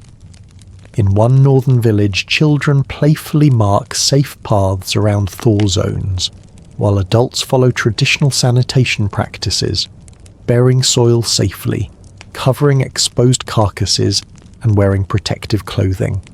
Stories and rituals, once solely cultural, now serve a dual purpose: preserving heritage and preventing microbial exposure. Even the smallest observations carry significance. A herder noticing that a patch of tundra stays wet longer than usual may be identifying a microhabitat where bacterial spores persist. A fisherman observing that fish avoid a certain shallow inlet may be detecting early microbial shifts. These insights, when communicated respectfully, feed into laboratory analyses and public health measures, creating a bridge between centuries-old wisdom and cutting-edge science. Ultimately, this chapter shows us that ancient land knowledge and modern science are partners, not competitors. The ice may whisper secrets, but the land speaks louder when we listen carefully, through the eyes of those who have lived alongside it for generations. Each story reinforces that safety, vigilance, and calm action emerge most effectively when observation is combined with respect, curiosity, and human collaboration. So, as we move through thawing landscapes, we do so with humility. We watch the ice, study the microbes, and honour the traditions that have long guided human survival. In this way, even the most hidden threats become understood, managed, and integrated into the rhythm of life, allowing humanity to face the past without fear and with steady, confident steps. Inhale slowly and exhale, as we now explore a force that shapes both the present and the hidden past. Climate change. Tonight, we look at how rising temperatures accelerate permafrost thaw, revealing ancient microbes, and how humans quietly adapt, predict, and respond. Imagine the Arctic tundra under a low amber sun. Summer arrives earlier, lingering longer than it used to. Snow retreats, ice softens, and the ground beneath your feet, once permanently frozen, becomes spongy and unpredictable. This thaw is subtle, almost imperceptible day to day, yet over decades it exposes layers of history, mammoth tusks, ancient plant material, and microbes that have slept for centuries. Here's a story from northern Siberia. A research team observing a thawing permafrost slope notices a small landslide revealing a cluster of reindeer carcasses preserved for decades. Normally, the ice would have held them for centuries, but warmer winters have softened the ground. Local herders are quick to report the find, and a small outbreak of Bacillus anthracis spores is discovered. The response is calm but efficient. Vaccination of herds, careful disposal of carcasses, and clear communication to residents. The thaw happened faster than expected, but preparation and observation prevented panic. Climate change also shifts ecosystem dynamics. Rodents, foxes, and birds migrate differently as soil warms and plant life changes. In Alaska, a subarctic town undergoing construction experiences a sudden increase in rodent activity, coinciding with a thawed, previously frozen rodent burrow. Early cases of a novel hantavirus-like virus appear, but thanks to surveillance systems and rapid modelling, public health teams guide residents to seal buildings, improve ventilation, and manage rodent populations. The virus never spreads widely, because anticipation and action outpace the thaw. Even seemingly ordinary rivers tell stories of climate change. In Greenland, a swollen river flows over recently exposed permafrost sediment. Scientists detect fragments of ancient viral RNA, while local fishermen notice subtle changes in fish behavior. By combining traditional observation with laboratory analysis, authorities determine there is no immediate human risk. What could have been alarming becomes a lesson in observation, measurement, and measured response. Another story shows how communities adapt culturally and practically. In northern Canada, herders begin adjusting migration schedules, moving livestock earlier or later to avoid thawing hotspots. Children help mark safe trails around unstable ground. Elders provide guidance on handling exposed soil, and local clinics prepare seasonal health advisories. Each small action, grounded in observation and climate awareness, reduces risk without creating fear. Scientists are also modelling future thaw patterns using climate projections. AI systems simulate soil temperatures, ice stability, and microbial survival over decades. In one simulation, a multi-year heatwave exposes deeper soil layers, potentially releasing ancient spores. Authorities preemptively deploy vaccination campaigns, monitor local wildlife, and reinforce lab readiness. This foresight allows action before an event occurs, transforming a potential threat into a manageable, even routine practice. Even the stories of long-ago explorers remind us of the intersection of climate and microbes. A 19th century Arctic expedition buried samples in frozen soil. Today, that same site is thawing earlier than historical records suggested. The discovery triggers a collaborative effort among local communities, scientists and health agencies. Sampling is done safely, protective equipment is used, and data is shared widely. The lesson: climate accelerates change, but preparation accelerates safety. The overall message of this chapter is both sobering and reassuring. Climate change does accelerate thaw, revealing microbial life hidden for centuries. But humans are learning to respond with observation, preparation, and collaboration. Every thawed slope, every unusual animal behavior, and every exposed sediment layer becomes part of a carefully monitored system. Communities, scientists, and global networks adapt together, keeping risk manageable and maintaining calm. So, as ice melts earlier and seasons shift, we move deliberately, observing the rhythm of the land, the whispers of history, and the lessons of both science and tradition. In this careful awareness, even a warming world becomes navigable, turning uncertainty into quiet vigilance and resilience. Inhale slowly and exhale, as we now turn our attention to the human side of thawing ice and ancient pathogens. Tonight we explore the quiet courage, adaptability, and ingenuity of people living where the frozen past meets the warming present. These are stories of observation, action, and resilience, reminding us that even when the unknown surfaces, humanity has the tools to respond thoughtfully.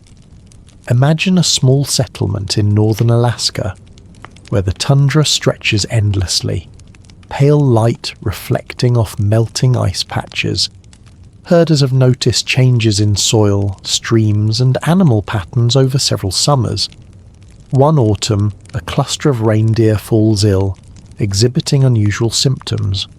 The herders, relying on decades of observation, immediately report the situation to the local clinic. The response is calm, deliberate, and coordinated.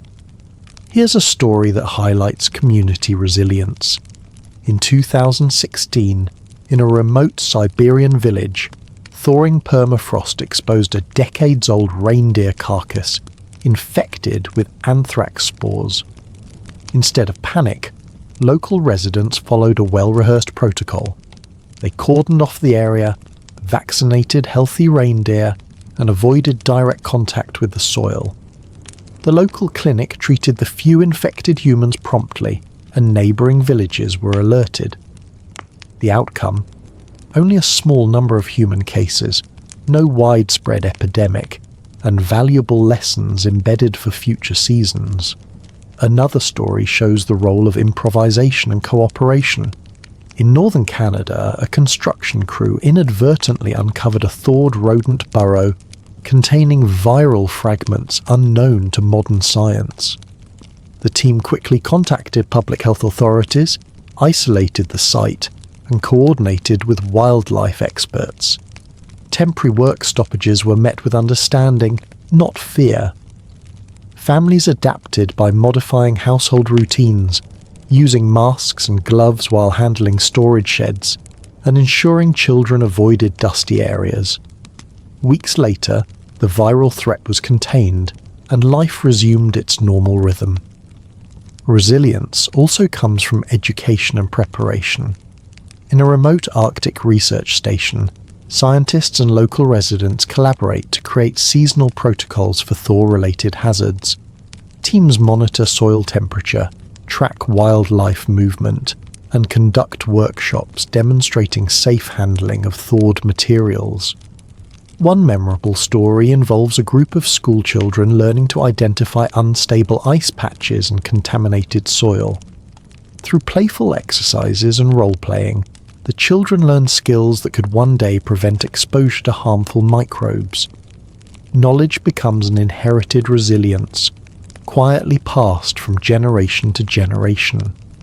In Greenland, a small village experiences unusual bird behavior after a late summer thaw. Scientists, guided by elder observations, identify a localized viral fragment in bird droppings. Rather than causing alarm, the community follows simple precautions. Avoid handling birds, clean water sources carefully, and report unusual animal deaths. The situation resolves without incident, reinforcing a pattern seen repeatedly. Calm observation, immediate reporting, and simple interventions prevent minor hazards from becoming crises. Resilience is also shaped by collaboration between traditional knowledge and modern science.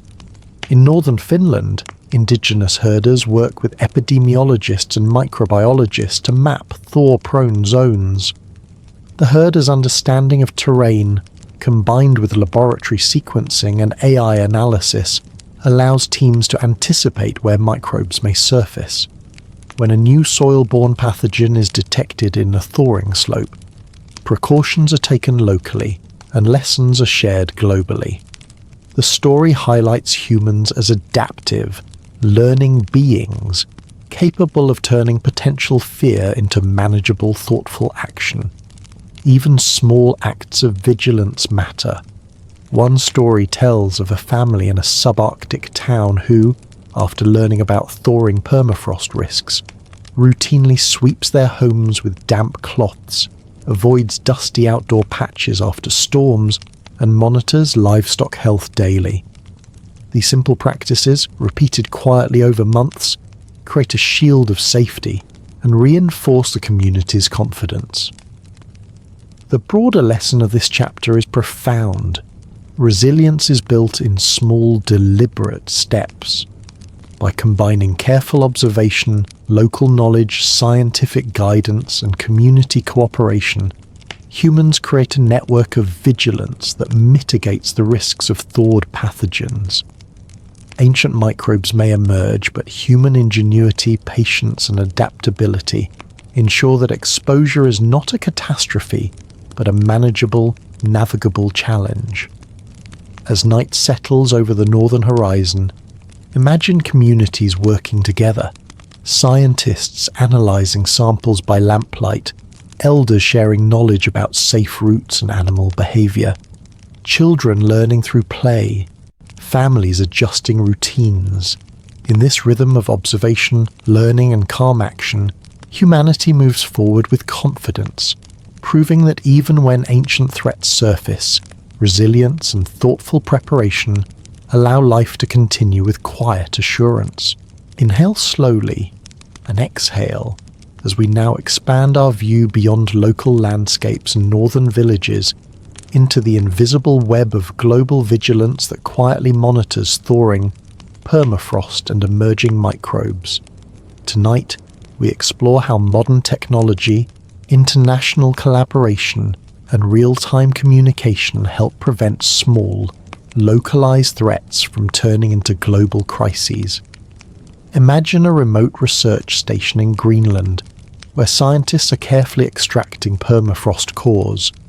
A fragment of ancient viral RNA is detected.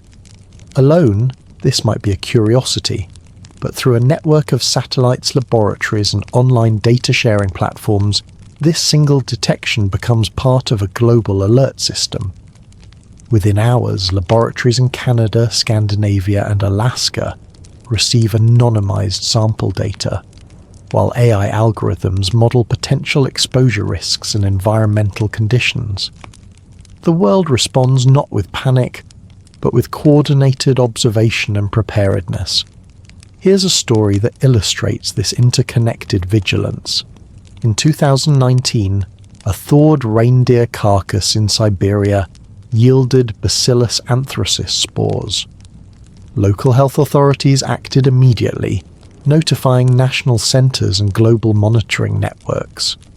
Researchers in Europe and North America studied the genomic sequence, ensuring that any similar strains would be quickly recognised elsewhere. While the outbreak remained local, the incident demonstrated that geography no longer limits observation. Data flows seamlessly across borders, allowing preventive action in real time. Global monitoring is not only about computers and satellites, it also relies on human networks, indigenous communities, herders, scientists, and local clinics all contribute observations. In Alaska, for example, hunters reported unusual animal deaths during early thaw seasons. These reports triggered environmental inspections and microbial sampling, which detected harmless viral fragments. But the early warning system proved its worth. This story shows that technology amplifies human observation, creating a network where even subtle signs of microbial activity are noticed and acted upon quickly. Another story comes from Northern Europe, where a thawing riverbank revealed ancient sediment potentially containing antibiotic-resistant bacteria. A regional wastewater monitoring system detected traces in downstream cities. Labs coordinated rapidly, comparing genetic sequences and environmental data. The public was informed with calm, factual updates. Avoid handling exposed sediment, follow hygiene guidance, and trust the ongoing surveillance. The situation resolved without incident, but it reinforced trust in connected monitoring systems, both local and global.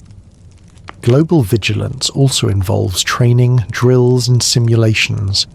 In Canada, a multinational exercise simulates a thaw-triggered pathogen in a remote community. Scientists, local authorities, and international health agencies practice sample collection, sequencing, communication and containment. The simulation is grounded in reality, but the focus is on calm, structured response rather than alarm. By the end, participants report increased confidence. They have seen firsthand how coordinated vigilance prevents a small outbreak from escalating. Technology plays a silent yet critical role. Satellites detect thawing patterns and land shifts. AI analyzes wildlife movement and soil moisture, and digital dashboards track microbial findings in real time. One story highlights a collaboration between field researchers in Greenland and data scientists in Germany. When thawed soil revealed viral fragments, AI modelling predicted zones of higher risk based on temperature, soil composition, and animal activity. Local teams adjusted monitoring routes and handling protocols accordingly. The result? A potential risk was observed, studied, and managed before any human exposure occurred. Even small communities benefit from these networks. In northern Finland, villagers receive alerts through mobile apps and local radio broadcasts when thawed soil or carcasses may pose exposure risks. The guidance is calm, precise, and actionable. Residents follow simple safety practices, avoid dust, wear gloves, and report unusual wildlife behavior. The story underscores an essential truth. Global systems amplify local knowledge, creating a multi-layered safety net. Ultimately, Chapter 22 reveals a reassuring perspective. The thawing ice may reveal ancient microbes, but humanity is now connected in ways that allow us to see, study, and respond faster than any single outbreak can spread. Every piece of data, every observation, and every collaborative action contributes to a network designed not to alarm, but to guide, inform, and protect. As the Arctic night settles, imagine a map of glowing nodes. Scientists at their laptops, drones scanning the tundra, elders observing wildlife, AI modelling potential risk zones, and health authorities coordinating quietly across borders. In this interconnected vigilance, the whispers of the ancient ice are met not with fear, but with prepared, thoughtful and connected human action. Inhale slowly and exhale as we now step into a world where science moves with the thaw, where portable labs, rapid diagnostics and field innovation allow humans to observe and respond to ancient microbes in real time. Tonight, we explore how ingenuity transforms uncertainty into calm, actionable knowledge. Picture a small Arctic research station. Snow crunches under boots, and winds whistle across frozen ridges. Scientists carefully unpack equipment, setting up a compact mobile laboratory. This lab, the size of a large shipping container, carries sequencers, microscopes, sterile workbenches, and cold storage units. Everything needed to study potentially ancient microbes without ever leaving the field. Here's a story to illustrate the power of these tools. In northern Siberia, a thaw exposed a cluster of permafrost animal remains. A field team, equipped with a portable sequencer and biosafety cabinets, collected soil and tissue samples immediately. Within hours, the lab produced a genomic sequence identifying a soil-borne bacterium closely related to Bacillus anthracis. While the discovery could have been alarming, the team's ability to sequence, analyze, and communicate findings on site allowed local authorities to act with precision. Vaccinate livestock, isolate exposed individuals, and dispose of carcasses safely. The result?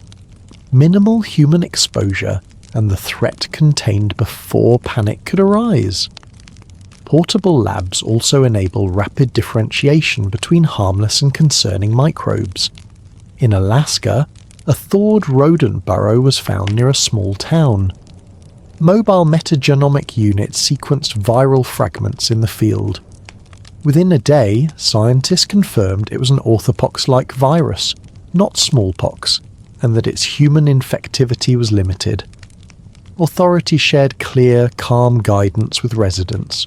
Wear gloves, avoid dust, and report unusual lesions. The community adapted easily, reassured by rapid, accurate information. Another story highlights ingenuity under unexpected conditions. In Greenland, a field team encountered a sudden storm that could have damaged sensitive samples. Improvising with insulated containers, portable generators, and handheld incubators, they preserved microbial integrity. Days later, sequencing revealed ancient viral DNA fragments, but because the samples were handled carefully and safely, the discovery became a controlled, teachable moment rather than a source of fear. Field labs also accelerate contact tracing and exposure management. In a remote Arctic village, a thawed carcass exposed residents to spores. Portable diagnostic tools allowed the clinic to test exposed individuals on site, determine who needed treatment, and isolate only the necessary cases. Families could continue daily life with minimal disruption, knowing that science was operating within their community, not somewhere distant. Education and storytelling also accompany portable science. In northern communities, field teams demonstrate sampling techniques, safe handling of thawed materials, and basic hygiene measures. Children and adults alike learn by observing and participating. One memorable story involves students marking safe pathways around thawed slopes and practicing mock sample collection. Weeks later, they recall these exercises during a minor permafrost thaw event, responding calmly because they had practiced science as a community. Portable labs also bridge local knowledge and global monitoring. Samples sequenced on site can be uploaded instantly to international databases, compared with previous strains, and analysed for potential threats. In a 2021 expedition, scientists in Alaska discovered a bacterium containing genes previously observed only in Siberia. The rapid sharing of data allowed global teams to confirm that containment strategies were effective in both regions, preventing unnecessary alarm and demonstrating the power of connected portable diagnostics. Finally, these labs highlight a profound truth. Ancient microbes may emerge, but knowledge in the right hands transforms risk into calm preparation. The presence of field laboratories does not incite fear. It provides clarity, confidence, and actionable guidance. Each story, whether of a sudden thaw, a distant storm, or a curious child learning safety techniques, reinforces that human ingenuity moves with the land, observing, analysing, and responding in real time. So, as snow falls gently across Arctic ridges, imagine scientists at their portable workbenches, elders watching quietly, children learning safely, and communities observing with care. In this rhythm of field science and local participation, even ancient threats become navigable, transformed from uncertainty into calm knowledge and resilience. Inhale slowly and exhale. As we now turn our attention to the animals and ecosystems that quietly signal changes in the thawing north. Tonight, we explore how wildlife acts as a natural sensor for ancient microbes, and how careful observation transforms potential alarm into calm preparedness. Imagine a vast Arctic tundra, where the soft wind carries scents of thawing soil and the distant cries of birds. Small mammals scurry across the thawing ground. Foxes patrol frozen riverbanks, and herds of caribou move steadily towards summer pastures. Every movement, every change in behaviour can carry a message, a subtle signal of environmental shifts or microbial activity. Here's a story that illustrates this. In northern Siberia, herders noticed unusual behaviour among a local herd of reindeer. Some animals avoided areas that were normally their grazing grounds, circling higher slopes or lingering near streams. Initially, it seemed like normal variation, but by combining these observations with soil samples from thawed areas, scientists identified pockets of anthrax spores emerging from permafrost. The early behavioural warning allowed preemptive vaccination of healthy reindeer and careful disposal of affected carcasses, containing a potential outbreak before humans were exposed.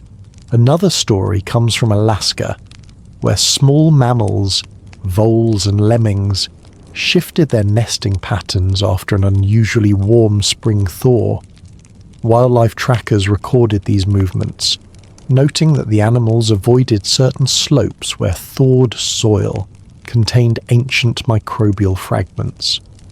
This prompted field teams to increase soil and dropping sampling, ultimately identifying a novel RNA virus related to known rodent-borne pathogens.